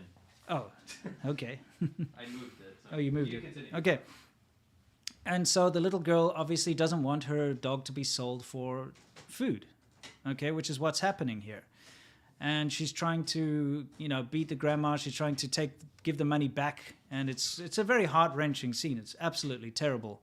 But basically, the grandmother sold her dog for food to, a guy on a bike who's going to go take it and slaughter it in a terrible way for food.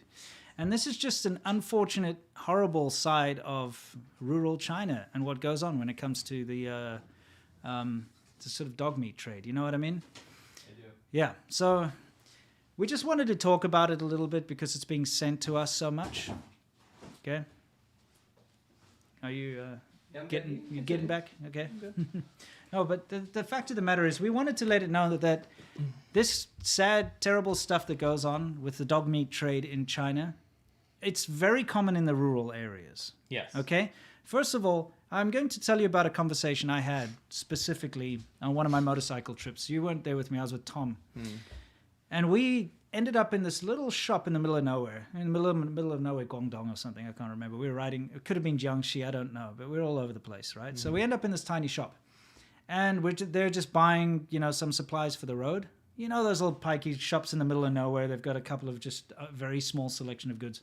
And they had a little dog walking around in the shop. So I asked, what's the dog's name? It's like, doesn't have a name. Just call it dog. I'm like, okay, that's nice. He's like, yeah, we'll eat it, later in winter.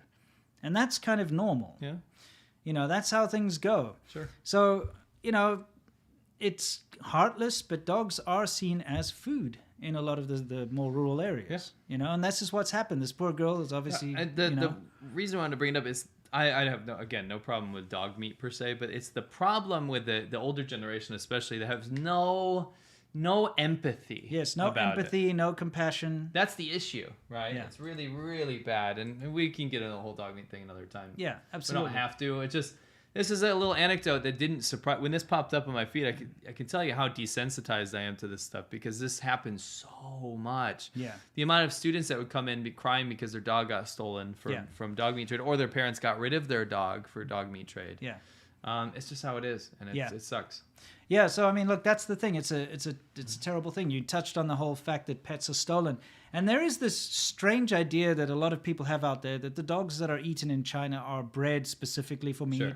It's not true. They take pets. Okay, they do. It's very common for pets to be stolen. At the same time, you see these awful, heart-wrenching videos like this, but you also see videos of dog thieves getting beaten the hell up, and I enjoy watching those. Yeah. I'm not going to lie. I got you. Right. Yeah. So anyway, we just wanted to show you that as part of our Wu Mao Corner, kind of the haters. And we have a little clip here from a guy who, back in the day, used to send us some of the footage. The backgrounds we have in our videos when you watch? He sent us a couple of these. Not these ones. He doesn't send us anything anymore. For various reasons, doesn't want to be associated with. Yeah, but he had a good point on his video that he put out. Link in the description. Yeah, he just put out a video which we wanted to go over quickly, okay, because it's kind of important. We'd like everyone to see. So we're just going to show you a little clip of this. Let's go. He is drilling. I think you can hear that. That's another annoyance in China that you need to put up with. This brings back memories. And it turns out the reason why I didn't get through and why many other foreigners that I know didn't. We should probably set this up, by the way. Okay, so this guy, his name's Zach, and he is a kind of an athlete. Yeah. He does a lot of snowboarding and that kind of thing, but he also runs marathons. Now, right now, he's been trying to apply to run in the marathons that are happening in China right now. They happen all over the place, right? I think he applied for 7 different marathons. He's been applied to try and get in. He's been refused every time. But he lives in China. Now, he lives in China. He hasn't left China during the whole COVID thing. He's fully up to spec with his health codes and vaccinations, everything. And the reason they keep refusing him is because he's a foreigner. And they say foreigners are not allowed to run in the marathons. But he lives in China. Yeah. With a residence permit. And the reason that they're saying is because of COVID. Well, I mean, let's listen to his own words here. And get through is because the central sports/marathon committee have decided that this year foreigners are not allowed to run any marathons in China, and the simple excuse, and it's not a reason, it's an excuse, is because of the coronavirus. Yeah, so that's the thing, guys. It's an awful thing. It's incredibly racist and it's xenophobic. To say that foreigners aren't allowed to run in any marathons. And again, they're trying to pin this whole COVID thing on coming from the outside. They very, very successfully convinced most of the population that coronavirus, COVID-19, didn't come from China, which is, very upsetting because, of course, it's not true. But the fact of the matter is they have managed to do that quite successfully, and they've banned foreigners from running in sports marathons. I mean, isn't that terrible? Imagine we said, oh, sorry, no Chinese people are allowed to run in the marathons here in America. It's because of your ethnicity. Yeah. What the heck? Yeah. Oh, you're a foreigner. You're not allowed to take part in sports. But, it's one of those double standard things where if there's any kind of racial discrimination against Chinese people abroad, the Chinese government will ramp it up all over. Oh, it's racism. It's like discrimination, all that. But yet they freely discriminate and practice serious racism and xenophobia in China. Correct. All the time. And the rest of the world, why doesn't anyone say anything about it? Right. They're just like, oh, it's just China. Let them carry on. And meanwhile, the CCP's proud of it. Yeah, Like, American McGee will be like, yeah, just let China sort out its own things. Don't interfere. Yeah. Meanwhile, he lives there. Yeah, exactly. Okay, cool. It's I'm time gonna pull up Worldview, but I'll read some super chats real quick. Okay, cool. We're gonna. What, you want to do Worldview right now? Yeah. We don't have a Worldview. Yeah, we do. Of course we do. A bunch of Worldviews. Got an important one. We're going to do some super chats and then we're going to hit Worldview. Masiata says, I opened the old Wu Mouse channel. I found bizarre videos of UK celebs like George Galloway reading a script praising China with titles like, This is True. Yeah. Interesting. Yeah, it is interesting. They're paying people to do yeah. this kind of stuff, yeah. Jerry Huang, thank you very much. Wow, that's incredibly generous. I'm not going to read your super chat. I'm going to say thank you very much, and we will look into it. I'm not going to read it because we noticed it as well, and we don't want them to stop. Yeah, we're waiting for them to put some more content out, and don't you worry, we're going to make a big video about it. Thank you. Yeah, so let them put stuff out. Thank you, though. You have good eyes. Yes, very good eyes. Wing083, Laowhy86, have you seen the K-drama Sweet Home yet? I have not. Do you guys think that the YouTube shills are more cringe than the foreign celebrity shills? Yes, absolutely. Because the celebrity ones, it's so apparent. And they just want a piece of the market. Yeah, it's just money, right? Yeah, well, I mean, for the other guys, it is. But it's more, they're willing to prostitute themselves. Yeah, and they're also clout chasing as well. That's true. It's more sad. Yeah. Stephen O'Brien, shout out to my Triple Cities homie. Welcome back to the land of Yingling and Rolling Rock. Have you had your Speedies today? Not yet. No, not just yet. We'll go to Speedy Fest, though. What the? Rolling Rock's not too bad, actually. It's pretty. I don't like them. It's not too bad. It was my first beer. Oh, really? Yeah. Really? Sorry. Oh, I think my first beer was probably a Castle Lager. My uncle let me take a sip, and I thought it was gross. No, Castle Lager is South African. Oh, South African. Gotcha. When we drink Castle, we fill with that. Something like they got this whole thing. Nice. And they play that stupid Toto Africa song in their ad. I hate it so much. You know that bless the rain stuff? I know it's that. like my least favorite 80s song ever. I hate it so much. It's very overplayed. Because especially for some reason in South Africa, they think it's like some kind of pride point to play that song because you're living in Africa. Yeah. It's kind of like that stupid Vegemite song that they play in Australia the whole time. You know that one? Yeah, Vegemite sandwich. Yeah, that one, I come from a land down under. worst, like these, just stop, okay? Africa, Land Down Under, those two are banned from my playlists forever. Okay, I hear that in a bar or something, I get up and leave. This is strong feelings. Yes. I mean, I'll come back in when it's over, though. Right. SerpentZA says, Good morning, gents. When will the borders open up again and do some riding through New Zealand? Love to buy you guys a beer. That'd be awesome. Thank you. Yeah. We'd love to go to New Zealand. It's I've always wanted to go. It's so beautiful over there from what I've been told and It from is, what I've seen. From Lord of the Rings, right? Yeah, exactly. Go check out the Hobbits. Yeah, Peace sure. and Love says, I work in retail and we've got a product that's not quite made right. I tell my coworkers, chop a door. Thank you for everything that you do. Yeah, that's exactly. great. I'm glad that's catching on. Yeah. It's Ample says, hey lads, will there be a slow turn off the faucet off for Chinese people using Hong Kong as a way through to make money? Like Chinese YouTubers using Hong Kong? Probably slowly. Yeah. I mean, that's how I managed to establish my channel. Correct. Matt Gryluck says, true journalists true journalists, you guys, should start a news network. Thank you. Well, hopefully this kind of is something along those lines. You're part of it. What we do here is something very important. PowerShift says, as Winston is a rabid my left foot denier, please have him watch The Last of the Mohicans, one of the best movies of the 1990s. Bonus, no men crying. Winston doesn't like men cry. Yeah. John Sheena says, licking ice cream is a great practice for my CCP future. Yes. Janky Robin says, hello.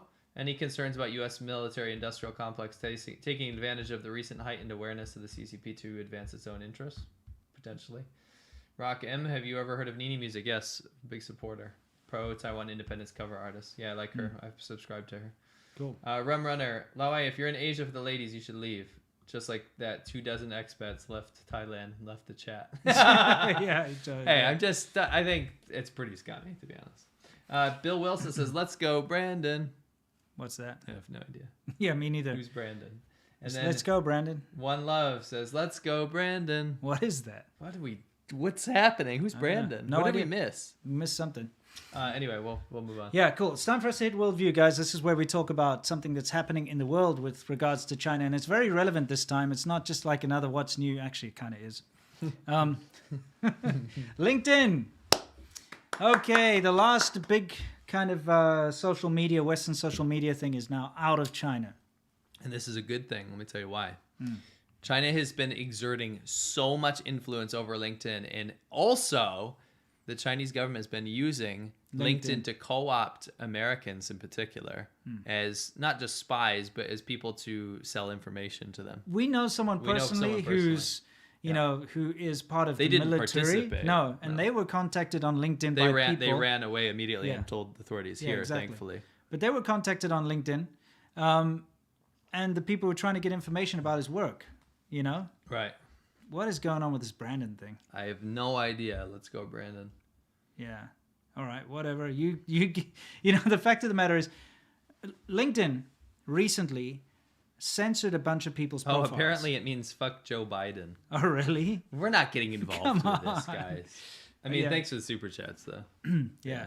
Anyway, the fact of the matter is, LinkedIn recently, on behest of the Chinese government, because the Chinese government has been putting more and more pressure on them to censor and to toe the party line, they actually did censor a bunch of people's profiles. So if you had anything like somebody had a dissertation where they said they wrote something about Tiananmen Square in their bio, their profile was blocked in China. So if someone tried to, the Chinese side was trying to look this person up, they wouldn't be able to find them. Correct. So they were starting to become, again, an arm of the Chinese censorship board. That's what LinkedIn was. And so it just got to a point where Microsoft was like, and I would hope that this was from a moral standpoint, but I think it's more from it's too much effort standpoint. They closed down their social side of LinkedIn. Now, they're still going to have some semblance of LinkedIn in China where it's just going to be like job postings and things. But the whole social side of it, the whole social media side, is shut down, which is a good thing, because like we said, it has been used as a tool by the Chinese government and spies and so on to contact people and try to get information from them, etc. You know. Anyway, what is this? This is Let's Go Brandon thing is a right-wing anti-Biden chat from a NASCAR thing. Can we not do this, guys? Yeah. We're talking about China here. Yeah, exactly. Why is that guy drinking from a duck? I don't know, but apparently they were saying F Joe Biden at a NASCAR race. I still haven't been to NASCAR. Boy, I don't plan on it either. No offense to NASCAR fans. I just literally we're going around in a circle. I get that it's fast. Yeah. But I could watch maybe 5 laps, and then it's kind of like, We okay, should what's just going to set happen? up some slot cars, you know? That's way more fun. Scale electrics. I would yeah. do NASCAR slot cars with you. Sure, that'd and be we could go against each other or co-opt against We'd have to get drunk and shout slurs at each other. Though. Yeah, well, of course, and drink Keystone. Have you read Keystone? No. That right-wing chant thing, they were drinking Keystone. You don't know sadness until you've had a Keystone. I got to get you a Keystone. That sounds Guess what? good. It's from Pennsylvania as well. Okay, good. Well, it's a local brand. Let's try It's it out. like pure trash. Really? Like it will make you die. Okay, Anyway, I like it. I made him drink. Would you have Old English? Remember, what was that thing with like a viper on it or something, or like a cobra? It was like malt liquor. Yeah, you had malt liquor. You drank was it a whole 40? Yeah, I drank Yeah, a you 40 drank of a that 40, weird stuff that had like a cobra on it. I cried last time I drank that. Really? I was like 17, but Okay. I remember I cried. It Okay. made me like very emotional. It's very bad for you, that stuff. Yeah, it wasn't. I mean, I had Oh a yeah, hangover. we drank it under a bridge. Yes, we did. Long story. Yeah, we'll Anyway. get to that someday. Tyler Durden 3333. How do Americans feel about these celebrities in general when celebrities bow down to China? You know what? Most of them don't know about it. That's the thing. It's They a cover-up. don't. I mean, it's kind of like, you find it hilarious when you find an old advert from Japan that's got like Arnold Schwarzenegger in it, from the 80s or something. You're like, oh, I didn't know he did that. That's hilarious.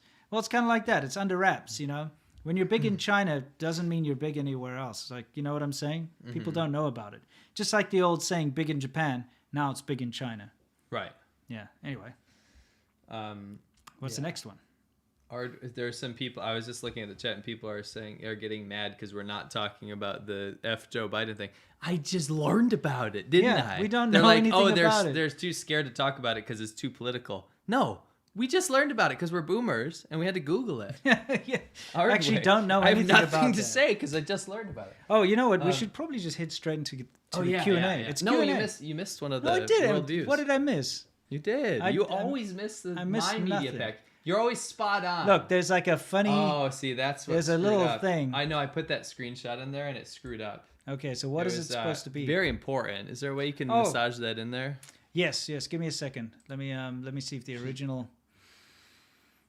Give me a second here, Okay, guys. I'll read some super chats. Yeah. Ardwick says, LeBron is the smartest person ever. He has read the first page of over 27 books. For reference, every picture of him with a book is always on page 1. This one's also messed up. That's weird. Okay, you know what? We're just going to talk about it. That sucks because I wanted some visual representation of that. You guys know last time we spoke about Mayor Brown, and he's not a mayor of a city or something. It's Mayor, M-E-Y-E-R. It's a law firm. Yeah. It's a law firm.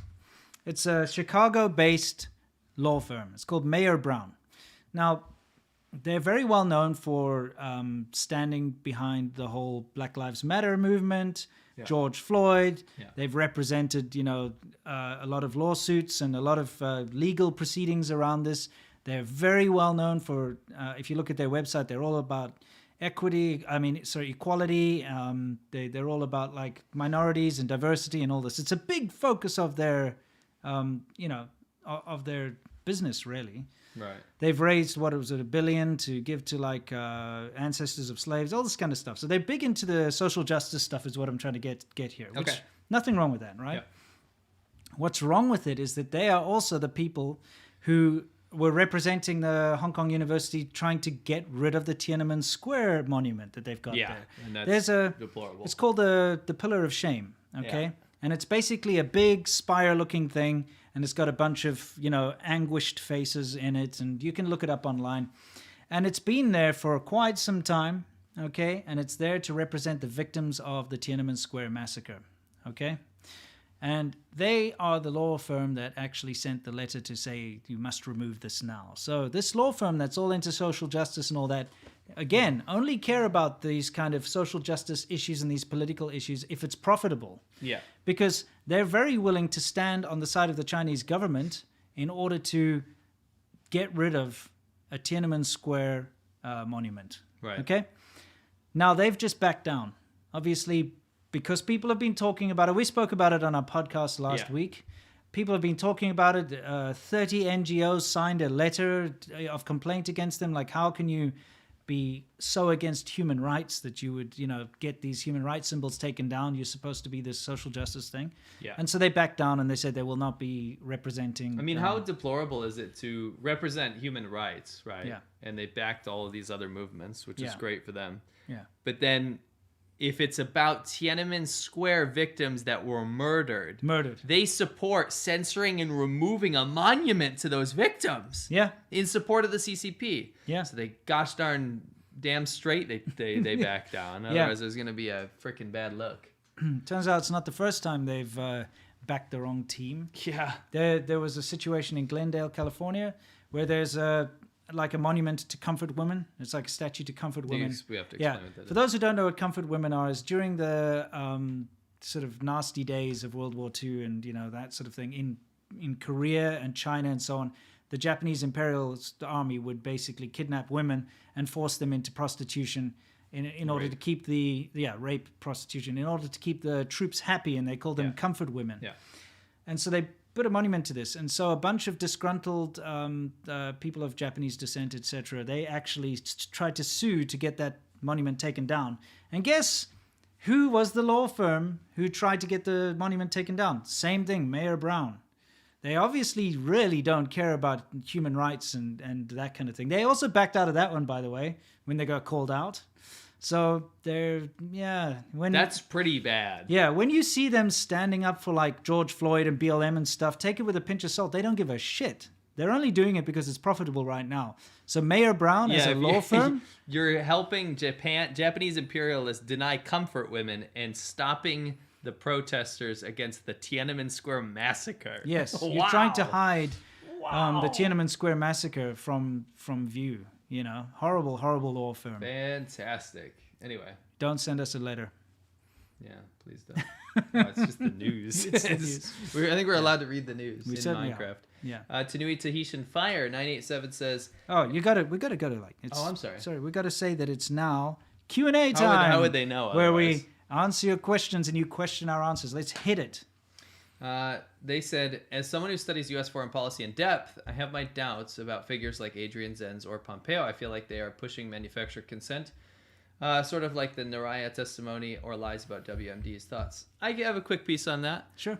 Absolutely, you should be skeptical. Absolutely, Always be skeptical. You should absolutely question authorities like this, and don't allow them to be your only go-to for information. That doesn't, even if what they say is like wrong or misguided or you disagree with it, that doesn't mean that there's no genocide in Xinjiang. It just means that maybe some of the facts that they've used that you disagree with, need to be looked into. It doesn't mean that it doesn't exist. And there's plenty of, again, I do actually agree with a lot of what Adrian Zenz says. That being said, it's always good to be skeptical, and that's why you need to look into it and listen to real testimonials from people that are there, that are Uyghurs. Yeah, like if a fisherman says, I caught a carp this big in the river, you can say, really? Maybe, maybe not. But you at least know there's carp in the river. Correct. It could be bigger than that. It could be smaller than Correct. that. But, it's good to go and check. Seriously, though, from personal experience, having lived in China for as long as I did, I 100% can tell you that what's going on in Xinjiang, that it's been reported, is going on in Xinjiang. I wanted to say that. That is simply just because of the personal experiences and conversations I've had with people. And the way that Xinjiang people are seen in society in China. They are treated as a lower class, vermin. almost, like vermin. When you see a Xinjiang person, people will say, watch out, that's a thief. Or, they should all be dirty. thrown in jail. Yeah. This is conversations I've had with ex-girlfriends, with random strangers, colleagues, people waiting for a bus, students. Yeah. Whenever there's a Xinjiang person there, they're all they treat them as if they're subhuman. So you have to understand that if that's society's view of Uyghurs and Xinjiang people, you've got to know that what's going on there is true. The best evidence that I've come across is in my research for my videos, and our research for our videos is the knee-jerk reaction you get from the Chinese government. You see thousands and millions of dollars being thrown at thousands and thousands of forced confession videos that pop up overnight to deny something's happening. And they're all scripted and they're all fake. Yes. And why would you have such a ridiculous thing? And why would you not let third-party investigators to come see? Why would you send all the shills to go and do this genocide theme park? In this theme park area where they're cordoned off. And they're allowed to go to these specific spots and they all look, there's no genocide here. Look at some dancing Uyghurs. Right. Of course There's awful, we awful gave things happening. coordinates. We gave coordinates to the satellite imagery to the shills and said, go there. And none of them did on camera. None of them did on camera. You had so many opportunities to prove us and everyone else wrong, and they didn't. It's impossible. Yeah. Also, you can't just go to Xinjiang to go film. You'll get stopped every 5 minutes by the you can go to the police, tourists there, and they'll delete your footage and they'll tell you to get out of there and stuff. I mean, it's definitely going on. So, question things. Yes, but who you want to follow is up to you. I tell you, it's real. It's real. Free Speech Respecter says, Peter who? Oh, good old... For those of you who don't know, he's the guy who's really helped the Chinese government spread COVID around the world. Okay. Iski, good morning from Japan. Postponed a fishing trip to catch you guys. Thank you. Appreciate it. Suzanne B, you've ruined my childhood love of Winnie the Pooh. Hey, that's not our fault. No, China did that. The CCP did that. Norman Fair, love for the She the Pooh shafting LeBron James. Do you think that CCP will do something towards Taiwan to distract from power outages and economy? Eventually, not right now. I keep getting messages, people saying they're going to war today, tomorrow. No. Calm down. Yeah, give it a second. Just give it a little while. And it's not a good thing, by the way. No. Tommy Key 07. Speaking of sellouts, I work as a trademark, paralegal, and foundation IP. The docketing software that we use now refers to Taiwan province of China. I sent them a message chewing them out for it. And don't give up on them. Yes. You need to stay on their ass until they deal with that. And then contact us privately if you need help. Yeah, absolutely. Marco, thanks for the great work. Did you read that China tests 2019 blood samples for COVID and then reports the results? What's their motivation here? I don't know. Oh, yeah. No, Is I that did see thing that. they're I doing? did see that. No, it was back in 2019. They were testing for COVID. Oh, that, yeah. Interesting, huh? Blaume, did you read The Chief Witness by Saragul Sautube? Thanks for your works. No, guys. did not. Apologize. Randy Teal King. LeBron is a sissy pants, yeah. Well, he's going to get banned if he really is. One Love says Ladong James. Okay. I don't know what you mean by that. Someone in the crowd. Someone please play some Chinese manners for CCP shows. Oh, there we go. Yeah, I got to show you some It makes it very small. Great stream, lads. Thanks for everything you do. P.S. Will West did something about corrupted CCP officials and their families abroad. Maybe not. Saptarshi Sengupta, talks between the PLA and Indian Army at the Ladakh border have completely broken down. The standoff will continue for the foreseeable future. I did see that. Yes, unfortunately. Yeah. Rum Runner says, in the 90s, Hollywood supported Tibetan freedom, but the CCP money came in and they shut up. Now, all but the now blacklisted Richard Gere. He is based. Yeah. Go ahead. Yeah, I mean, I was just going to say it's true. I remember there were a lot of pro-Tibetan movies coming out of Hollywood. And what do you see now? None. Zero. And like Brad Pitt's banned from going to China because he did that 7 years in Tibet. That's been lifted. Has it been lifted? Yeah. Well, he was banned. He was. For that, yeah. Petty, so petty. Yeah, so we hope to see some more pro-human rights movies about China come out in Hollywood. Yeah. Not holding our breath, though. No. Lightseeker says, Shina. Yeah, exactly. Visiting Earth. Yeah. Logo app. Who is Bing and why is he chilling? Bing chilling. Bing chilling means ice cream. If you notice, the one thing about these memes that it's a bit frustrating for Winston and I is that they're all fake subtitles. What John Cena's saying, but we can understand Chinese, so it's all wrong. Yeah. But yeah, he keeps saying Bing chilling. It's kind of cringe. It's like if a foreigner went to China and they're like, "Oh, I love hot pot. Hot pot's amazing. Isn't it just great?" And then he named himself after hot pot. Imagine if a foreigner went to China and they were like, "I'm the king of hot pot." Exactly. Right? It'd be so I'm the hot pot king. It'd be so ridiculous, yeah. John Tesla. Social credit score minus 99 memes come from the Russian internet. Oh, interesting. They sometimes be added minus rice bowl or good job cat wife dispense. Pezzo di Merda Inuntile. Thank you very much. Stepan Holkeen. Thank you very much. Jim Flagg. The meme was spot on. The social credit score dropped when he said all the bad words made me lol because you cannot win against CCP logic. No, you can't. Marlon, oh my god, that was gold. Thank you guys. Pleasure. Chinese Ox says, I remember you left my footage online and I still see it. Take it down or lose your life. Well, think about it. Oh my gosh. Yeah. That's scary. And then Chinese Ox also said, I remember you, can't go on much longer. Obsidian bracelet makes me stronger. Remember, indeed. Speaking of obsidian bracelet, every time I see the visual politic thing come up with that guy, I'm always like, wow, that good luck bracelet must really have helped. Oh, anyway, we'll get into that again someday. We got to revisit that. There's got to be more. I talked to him. He got real mad. Yeah. He doesn't like me very much. He started ignoring my emails, I think. Sure. Zeke Flint. These memes are really popular at my university. Whether you think they're funny or not, they actually bring issues to CCP to Gen Z, and that's why we're happy. Yes. Now, dude, if Gen Z or the millennials or just young people in general are memeing on the Chinese government, you know you fucked up. Yeah. you know you fucked up. It's good. Marlon, thank more you awareness, the better, you know. Yeah. Case closed. Winston, is your YouTube name a reference to your dad catching snakes? Yeah, it's sort of. You know, when I grew up, my dad owned snake parks, reptile parks, that kind of thing. And so when it came to choosing an internet name for myself, an alias, I wanted to choose Serpent, but it was taken. So I added the ZA, which is the country code for South Africa on the end, and it wasn't taken. That was to sign into a BBS, for those of you pre-internet, you know, bulletin board system. And that's where I got my name from. Yeah. Nice. Also, what was it like growing up in Southern Hemisphere where winter is summer? Well, it's normal for you. Same. Yeah. When I thought it was summer, you thought it was winter, you know? Yeah. Flip-flopped. It was interesting. It was nice. I mean, fine. It is interesting to us Northern Hemisphere people that in Christmas it's snowy, but for you it's like barbecue time. Yeah. Christmas is like tropical beaches. It is. Wish I knew more before I started says, wish I could give more. What is the mainland domestic narrative when the U.S. carrier strike groups operate nearby? They usually don't cover it. Or when they choose to, it's like, look at how aggressive they are. Arrogant, you know, Americans, look at what they're doing, you know. They're coming and Chifu woman, you know. Raven Glow says, you removed my John Sheen meme video from Reddit. Why? We don't touch anything on Reddit. What are you talking about? We've got moderators on We are moderators on there, but we don't do anything on there. We don't remove stuff. Yeah. You can check out our subreddit, by the way. It's reddit.com/r/ADVChina. That's where we got all these memes and stuff from. It's always fun. Yeah. EJ says, Xinjiang is just the tip of the iceberg.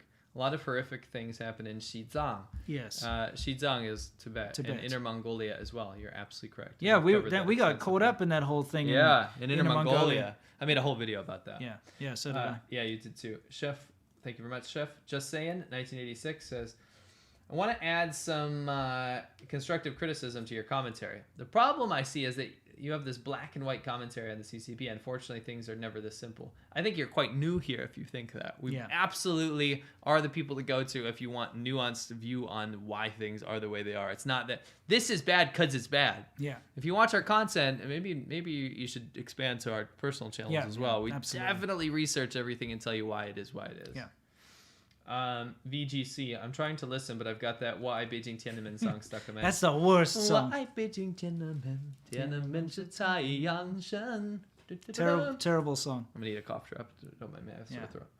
Just saying, 1986 says, I've come to this conclusion by listening to Sup China podcaster by Kaiser Guo and reading the recent book of Kishore Mahbubani. Check out these guys so you can comment on this. Cheers. Well, yeah, no worries.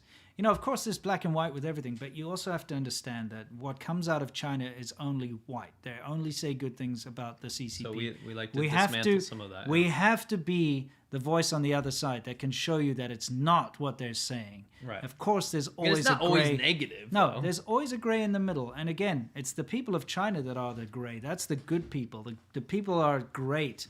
And we like to make a clear differentiation between the people of China and the Communist Party of China, because the government is not the people. You have to understand that, even though they try to make it that way. So when we criticize the CCP, we are criticizing the government, and it is a bad government, and it's had a terrible track record. It is the same government that oversaw the Tiananmen Square massacre. It's the same government that oversaw the Great Leap Forward and the Cultural Revolution, which saw the deaths of tens of millions, if not hundreds of millions, of Chinese people. We're talking about a very evil, terrible government here. So, you know, they do things which can be considered good as a government, but at the same time, it's tyrannical. They are what they are. People cannot vote them in or out. You just have to deal with it, you know? Yeah. Anyway. Artie Ban says, John Sheen, you can't shee me. Okay. Chef says, catching you guys live for the first time, following both of you guys for over 6 years. Do visit Mumbai one day. We will. Oh, yes. Neon Noor, do you think the U.S. and its allies could win a war against China and Russia? Russia will not join China. You don't need to make that hypothetical argument. It's never going to happen. Right. Elizabeth B., I taught English online to Chinese students 2 years ago, and I miss my students and feel sad for everything they're going through right now. Yeah, I get it. Absolutely. It's terrible. I've got so many good friends and ex-students and stuff in China, and it breaks my heart. So, yeah, I'm with you on that one. One Love says there's also more cotton in China. Cotton, indeed there is. Cardi C's been kind of dry on the music these days. Yeah. Sucks because I miss her sweet voice.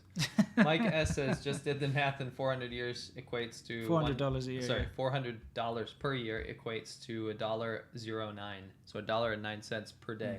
Kind of reminds me of those commercials for saving starving people in Africa. Exactly. Yeah, for just $1 a day. JB says China McGee. I like that. China McGee, yeah. China McGee was also a level designer for Doom 2. That's correct. Okay. That's where I knew him from originally. Yeah. And made one of the worst games ever called Bad Day LA. Oh, yes. Civi 11. I watched Civi 11. That's cool. Oh, okay, cool. Yeah. I'll have to watch that review. I didn't know about that game. Bad Day LA is bad? Yeah, it's very bad. Okay. Yeah. Well, China McGee, you fucked up. Yeah, well, a genocide denier, McGee. This is true. Yeah. McGenocide. Yes, that's it. He's China American McGenocide. China McGenocide. He is, that's him. Oh. Yeah, China McGenocide is his name. Yeah. You know that memes about China McGenocide are coming out. Oh, they better be. You take that Alice cover of his with a chick with a knife, except it's like Xi Jinping and a bunch of Uyghurs behind him. That'd be correct. Something like that. Yeah. Yeah. Adam Yuri, are you aware of the Chow Collective? I'll tweet that at him. Okay. That they appear to be an organization attempting to co-opt U.S. left-wing politics in the interest of CCP. Yes, we are very aware, and definitely keep your eye on them. Chow means bridge. Yes. GETA says, also Uyghurs are targeted because they're much older than many ethnic groups in China. Also, although Turkic, connected to Hui as Arhan. It's like the Man in the Iron Mask movie. Yes, you're correct. Hector Hernandez, hello from Texas. Indigo Phoenix says, I was in Xinjiang in 2017. The vocational narrative school belies the fact that Uyghurs were functional members of society until CCP said that they were not. And that is correct. Correct. Jonathan Cabanas. De-radicalization and internal attacks was a similar excuse that the U.S. used to intern Japanese citizens in World War II. That's correct. Also a horrible part of American history. Correct, yeah. McGee's logic sounds like the same BS. You're spot on that one.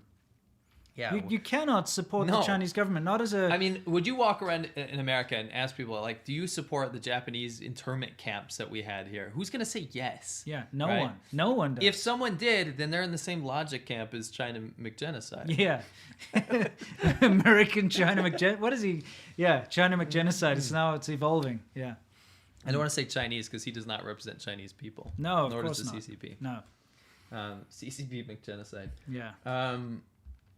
Wing083, do you think some Western celebrities shill harder than their Chinese counterparts? Chinese celebrities do pander like Donnie Yen and Fan Bingbing, but not to the cringe level of John Cena or his vlogs. And I'll tell you why. I noticed that as well. That's a good point. I think a patron actually reached out to me about that.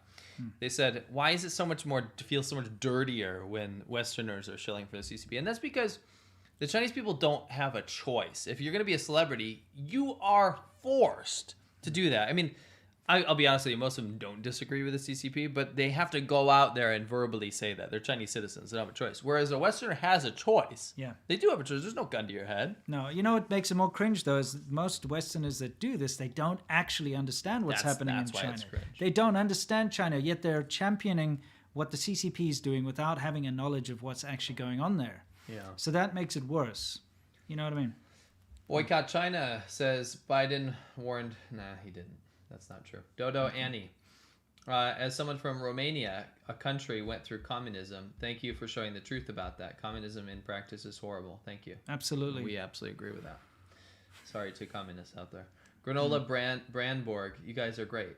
Just wondering, do you think that there is a growing awareness of CCP's blatant contradictory lies within China, or do most people still believe in propaganda? We'll always say this. You're not wrong in looking at this more of a black and white issue, but what it is majority apathy. Yes, it's just apathy. People can't do anything. There's nothing you can do about it, so why bother type thing. You know, it's like the weather. You know, the weather's going to be freaking hot, so what do? You either complain about it all day, you know, or you just put up with it, which is what they do. Because you're not going to change it, right? No. So that's why. Yeah. Trin. Shouldn't we be giving the benefit of the doubt to foreigners living in China for not criticizing the CCP? It's a dangerous view to have while living in China. China McGenocide is different. American McGee? Yeah. Because he's actively promoting CCP policy, right? Here's the thing with these people that are living in China. Yes, they don't criticize the CCP, and I understand, and I wouldn't do it either. No. And I didn't do it while I was in China. neither. Not to a serious degree.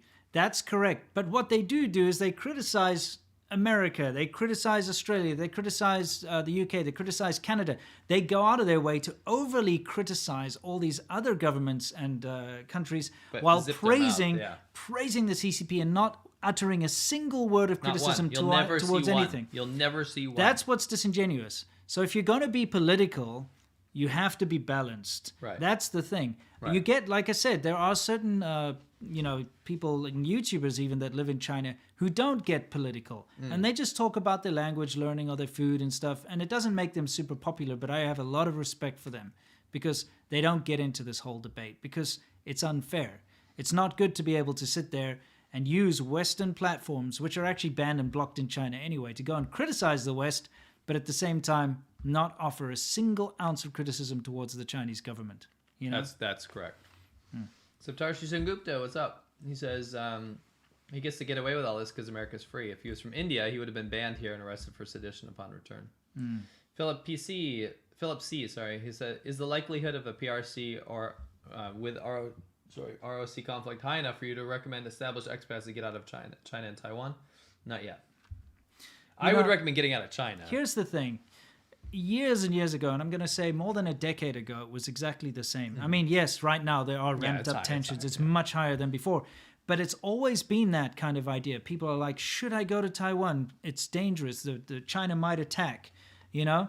It's always been there. But I mean, if you had stuck by that logic 10 years ago, then you would have missed out on 10 years in Taiwan. You know what I'm saying? Absolutely agree. So, Definitely still go to Taiwan. Taiwan's amazing, you know? Right. You're not going to get shot. No. And there'll probably be evacuation methods for you to leave if something happens. Look, if something really is going to go down, hopefully there'll be a way out of there. But I'm just saying that the risk is probably around about the same as it was a few years ago. It's just right now the blustering is a lot louder. You know? Virtual R says hi from Melbourne. Melbourne. How do they say that? Melbourne. What do they say though? I don't know. They always G'day, say no. They always say like, "Oh, you don't say Melbourne." It's like, man. Don't know what they say. They say Vegemite. It's like, don't get us started on this Australian. We love you guys. Yeah, we actually had Vegemite. We did the other day. It's kind of like Marmite. Actually, it's pretty much just like that 20-something million people Jesus, cried out in anguish into the outback. They're like going to. You know what pisses me off is the sandwich says, or that song says Vegemite sandwich. You don't make a fucking sandwich out of Vegemite. Can you imagine that? A sandwich? Yeah, I guess you'd make like a toast. It's just a toast with butter. We had that. Yeah. Imagine eating a whole sandwich of that. Like the filling instead of peanut butter. Yeah, you know, like, because a patron of ours actually sent us some Vegemite. That's why it's the first time I've had it. And to me, it tastes like if you took Marmite and you added some molasses to it. Yeah.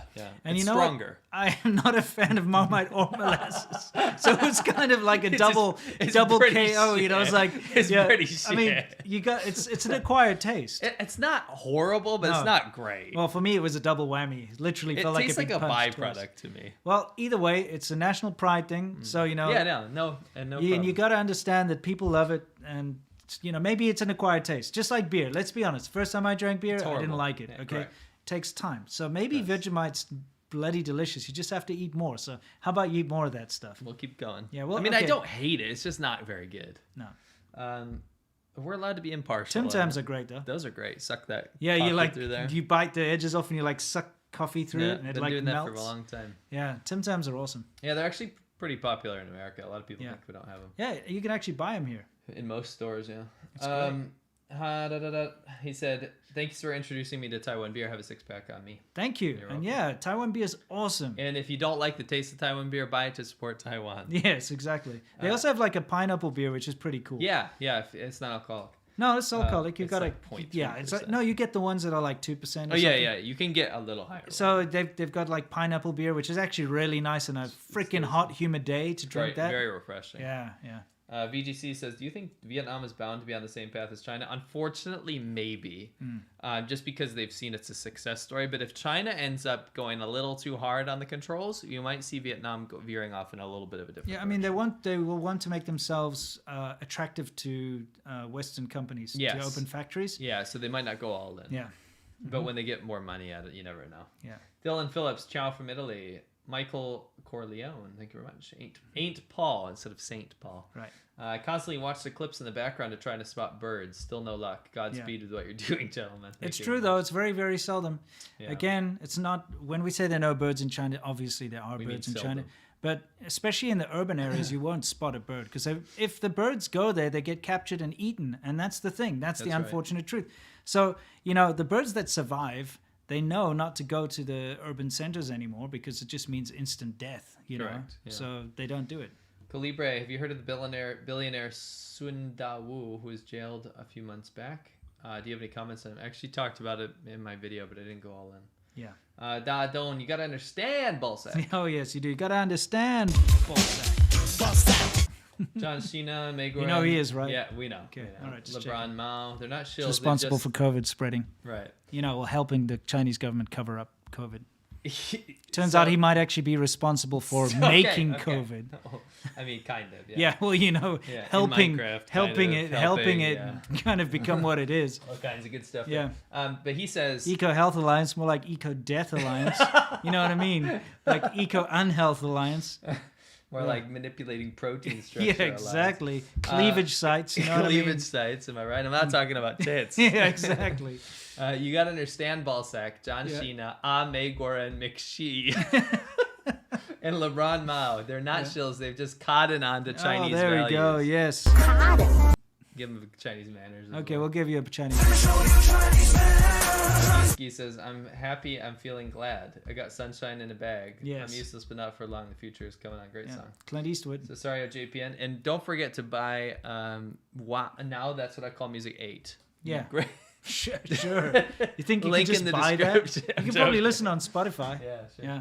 Sorry, JPN. Buy more cassettes, you two, even if it's better VHS cassettes. We have Oh, VHS. we have lots of VHS cassettes. We're big fans. Mm. Ronnie Icon. I'm a huge Yakuza games fan, but I'm seeing some pro-China stuff in their latest game. Interesting. Oh. Come to find out, the director now left Sega for a Chinese company. Makes sense. What game was that, Ronnie? Janky Ramen. One response I heard to the CCP's mistreatment of Uyghurs is it would have been better to bomb them instead, like the U.S. does the Middle East. I don't know how to respond. What would you say? I would say don't entertain that conversation. And it's you cannot compare it. You absolutely cannot compare it because what you're doing is you're singling out an ethnic minority here and going after them because of not only their religion but their minority, their ethnicity. Yes. Singling them out and putting them in concentration camps is different to getting involved in a war. We're not going to get into that because I don't support the wars in Iraq and in Iran and all that kind of stuff. And most people don't, actually, that I speak to, don't think it's great to go to war. And death is completely like a horrible thing that happens anywhere. But it's not the same thing. So educate yourself properly on what's going on because it's really comparing apples and oranges here. Cool. What's Paul next? Parker, thank you very much. Mehek Robin, superb app idea. Dadon says sweet dreams are made of cheese. Who am I to disagree? Cheddar the world and feta cheese. Everyone's mozzarella for Gouda. Okay, thanks for that. It really fell off at the end there, man. Yeah, it was getting there. It was okay for a while. Coney Tung, I've noticed some. Wow, there's like lots of Wumos in there. I noticed cool. Wumos. Where's our moderator, by the way? Yeah. Is he taking a day off? I don't No, think so. I think no, he's he's- doing okay. Yeah. Anyway, Coney Tsang says, I noticed Wumaos now try to drive a wedge between US and China to promote the idea of Europe and China joining together in a form of a big Eurasian entity against the US. Do you think that's happening? No. No. Europe's having a huge pushback now. Yeah. Thankfully. Spearheaded by Lithuania. Lithuania. Go Lithuanian courage. Iski, now I gotta say, if a country is ridden with poverty, they gotta stop eating dogs. Dag Andresen says, have any of you had dog without knowing it before you finished your meal? No, I've had it knowingly, though. No, I refuse to have it ever. And I changed my mind after I went to the report on the Yulin Dog Meat Festival. Now I don't support it. Yeah. Laura Talbot. Ross Wolf, would an ethnic Chinese foreigner run a marathon? Yeah, probably. That it's if they saw them, they might. But if they knew their passport, you know. Yeah, if they knew their passport. Yeah, if probably they not. saw them, they'd let them run Yeah. for sure. Yeah.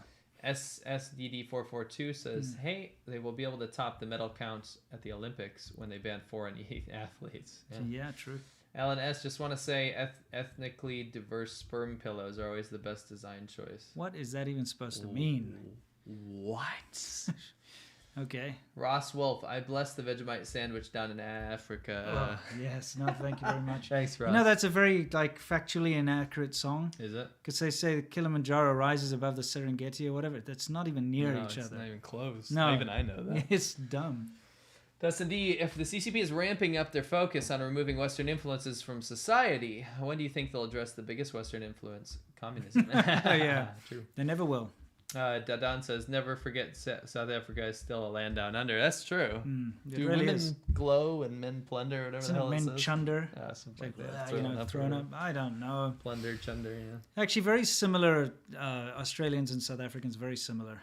I hate to say it, but almost the same people. You throw them in together somewhere, they're exactly the same, really. Case Closed 93 says, let's go Brendan equals F Joe Biden. Okay. And that we now know. Okay. We get it now. Thanks for that. Ben Harrison. We've got to look into that and see what it's all about. Sounds funny, actually. Yeah.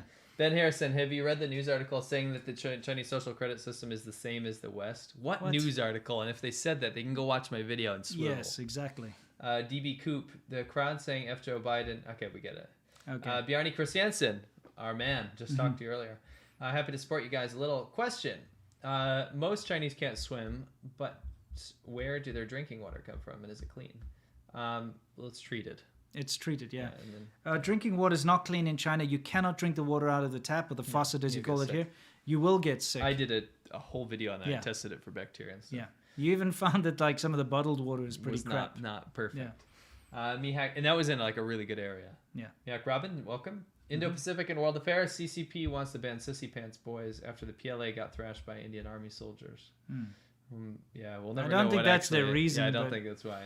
Kevin Cleese, CNN headline today: a look at China's unsold ghost towns just days after your ADVChina video. Happens quite often, isn't it?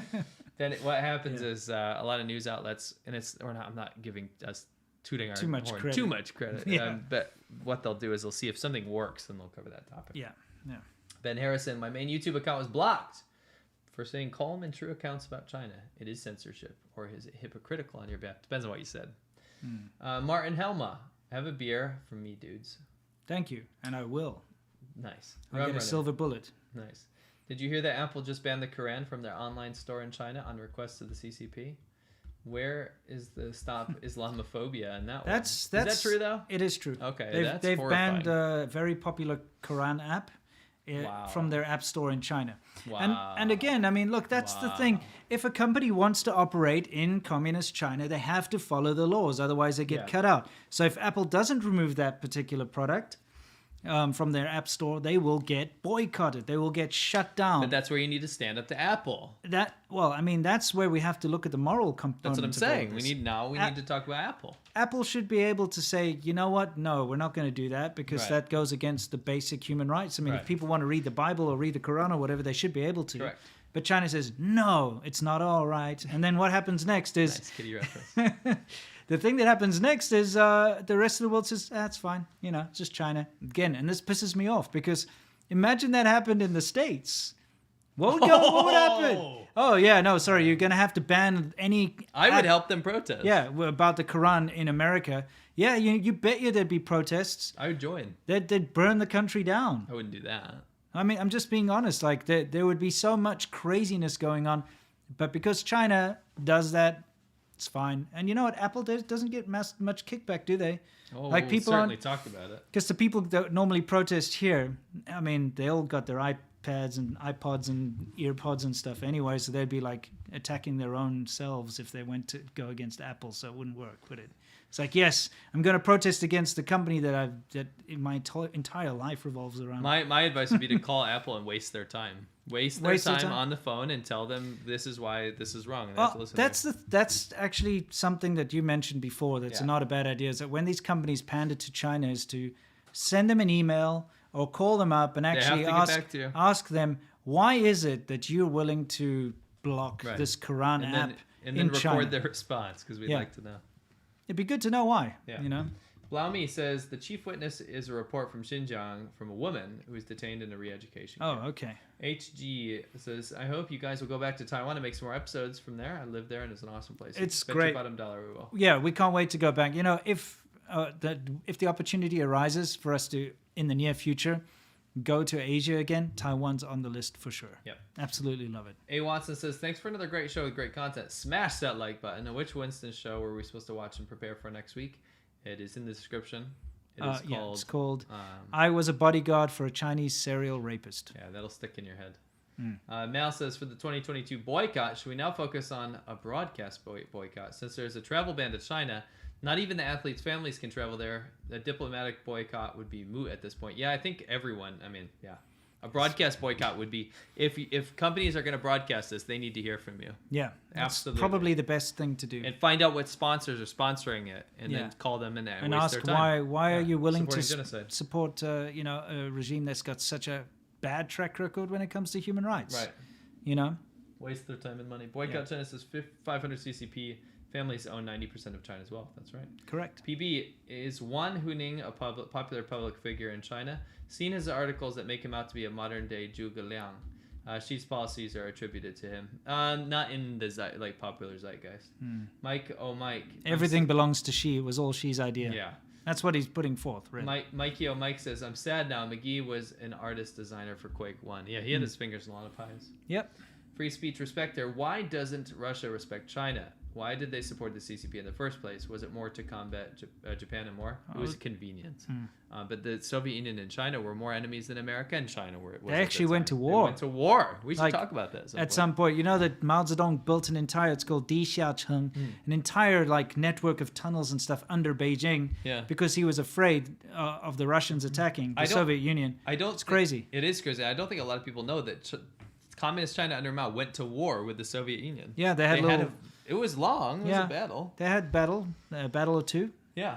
A.M. Malloy says, long-time watcher, first time able to see live. I once saw a picture of a 50-lane highway in China that they turned into a 4-lane. Is that true? I don't think a 50-lane. I don't know if it's that. Also cotton. Oh, yeah. Sorry. Let's do that. Thank you, Luna. Thank you, Martin. Thank you, Michael. The Dale Delec says, hanging out with my doggo in Melbourne, Australia. Don't say doggo. Yes. Please. I love you, though. Yeah. Wow. Yeah. Marcus will keep up the great work. Thank you. I can't read your name every time. Nancy Pelosi and Mitch McConnell's family have had business ties with the CCP for years, but the establishment always gets away with these things. They certainly do. Yes, they do. Ice Cream Paint TJB. What are the political implications of Australia becoming a Chinese vassal state? What's their problem? Not good. Then it's not going to be a Chinese vassal state. Yeah, you have to understand though, because Australia is part of the Five Eyes. It's a huge security risk to all the other partners in the Five Eyes, countries. And so when China gets and infiltrates into Australia, like it's been doing into the politics, it actually gives them direct access into intelligence, American intelligence and stuff. It's a very big risk. Sad. Utah Skiing says, thank you for all you do. Thank you, Free Speech Respecter. Who was responsible for COVID spreading? At least one person? At least he helped. Interesting. Yeah, that bloody guy with his Eco-Death Alliance. Yeah, like that. Yeah. Han WR Man from Australia says, it's Melbourne. He actually helped with Chinese. Melbourne. It's Melbourne. That's Melbourne. How we say it, yeah. It's not Melbourne like the Bourne Identity. It certainly looks like it. Yeah, the Melbourne Identity. Melbourne. It sounds wrong when I say Melbourne. Melbourne? Because I know how it's spelled. Sure. So it feels bad. Yeah, it feels bad in my mouth. Scott Hester, just like, what else feels bad in my mouth is Vegemite is made from leftover brewer's yeast extract. And like I said, it tastes like leftovers, and it absolutely does. Yeah. Zuohan Hao. Thank you. Appreciate it. Second Rate says, a hot war is one thing, but the corresponding economic war, investment flight, unification of the Pacific Rim against China, embargoes and voiding Chinese-held debt, asset freezing. Can the CCP deal long term? Absolutely not. No. That's why you're probably not going to see a lot of this stuff happen. Sure. Luke GP says, power corrupt. What is that? What does that actually mean? That's what I want to know. I don't know. Next one is from Andreas Christensen, says, 我爱你们, which is like, I love you guys. Thank you. Lostaris, Taiwan is an independent country. Do you agree with the investment companies saying to invest in China? Absolutely freaking not. This BlackRock company that's really annoying, and there are a couple of other big investment firms. They have been pushing to invest in China right now, but they're making such a huge mistake that even George Soros called them out. Just You're probably be gonna aware. Do a thing on that. Yeah, I'm planning on it. just be very, very aware of where your investment money is going, because what they're doing is they're investing a lot of pension funds and retirement funds into China right now. It's such a huge mistake because that money could just be taken by the government, the Chinese government, any minute. Look at what's been going on. Look into your investments. Make sure your investments aren't going into China right now. It's a big mistake. Thank you, Always Drunk. Paul says, love the content, guys. I think news outlets need to look closer on the fact that China has posted virtually no deaths from COVID in months. It's absolute bullshit. Yeah. Boycott China says, U.S. stopped Soviets from nuking Beijing during that war with a phone call. Yeah. And Anthony Saint says, keep up the fight and don't let them forget that we are watching. That's correct, guys. It's really, really interesting times that we're living through again. Certainly. And especially right now with all the tensions ramped up around Taiwan. It really is. You also have to understand, okay, it was recently Taiwan's National Day. Yeah. Okay? 10/10. Is it 10/10? Am I right?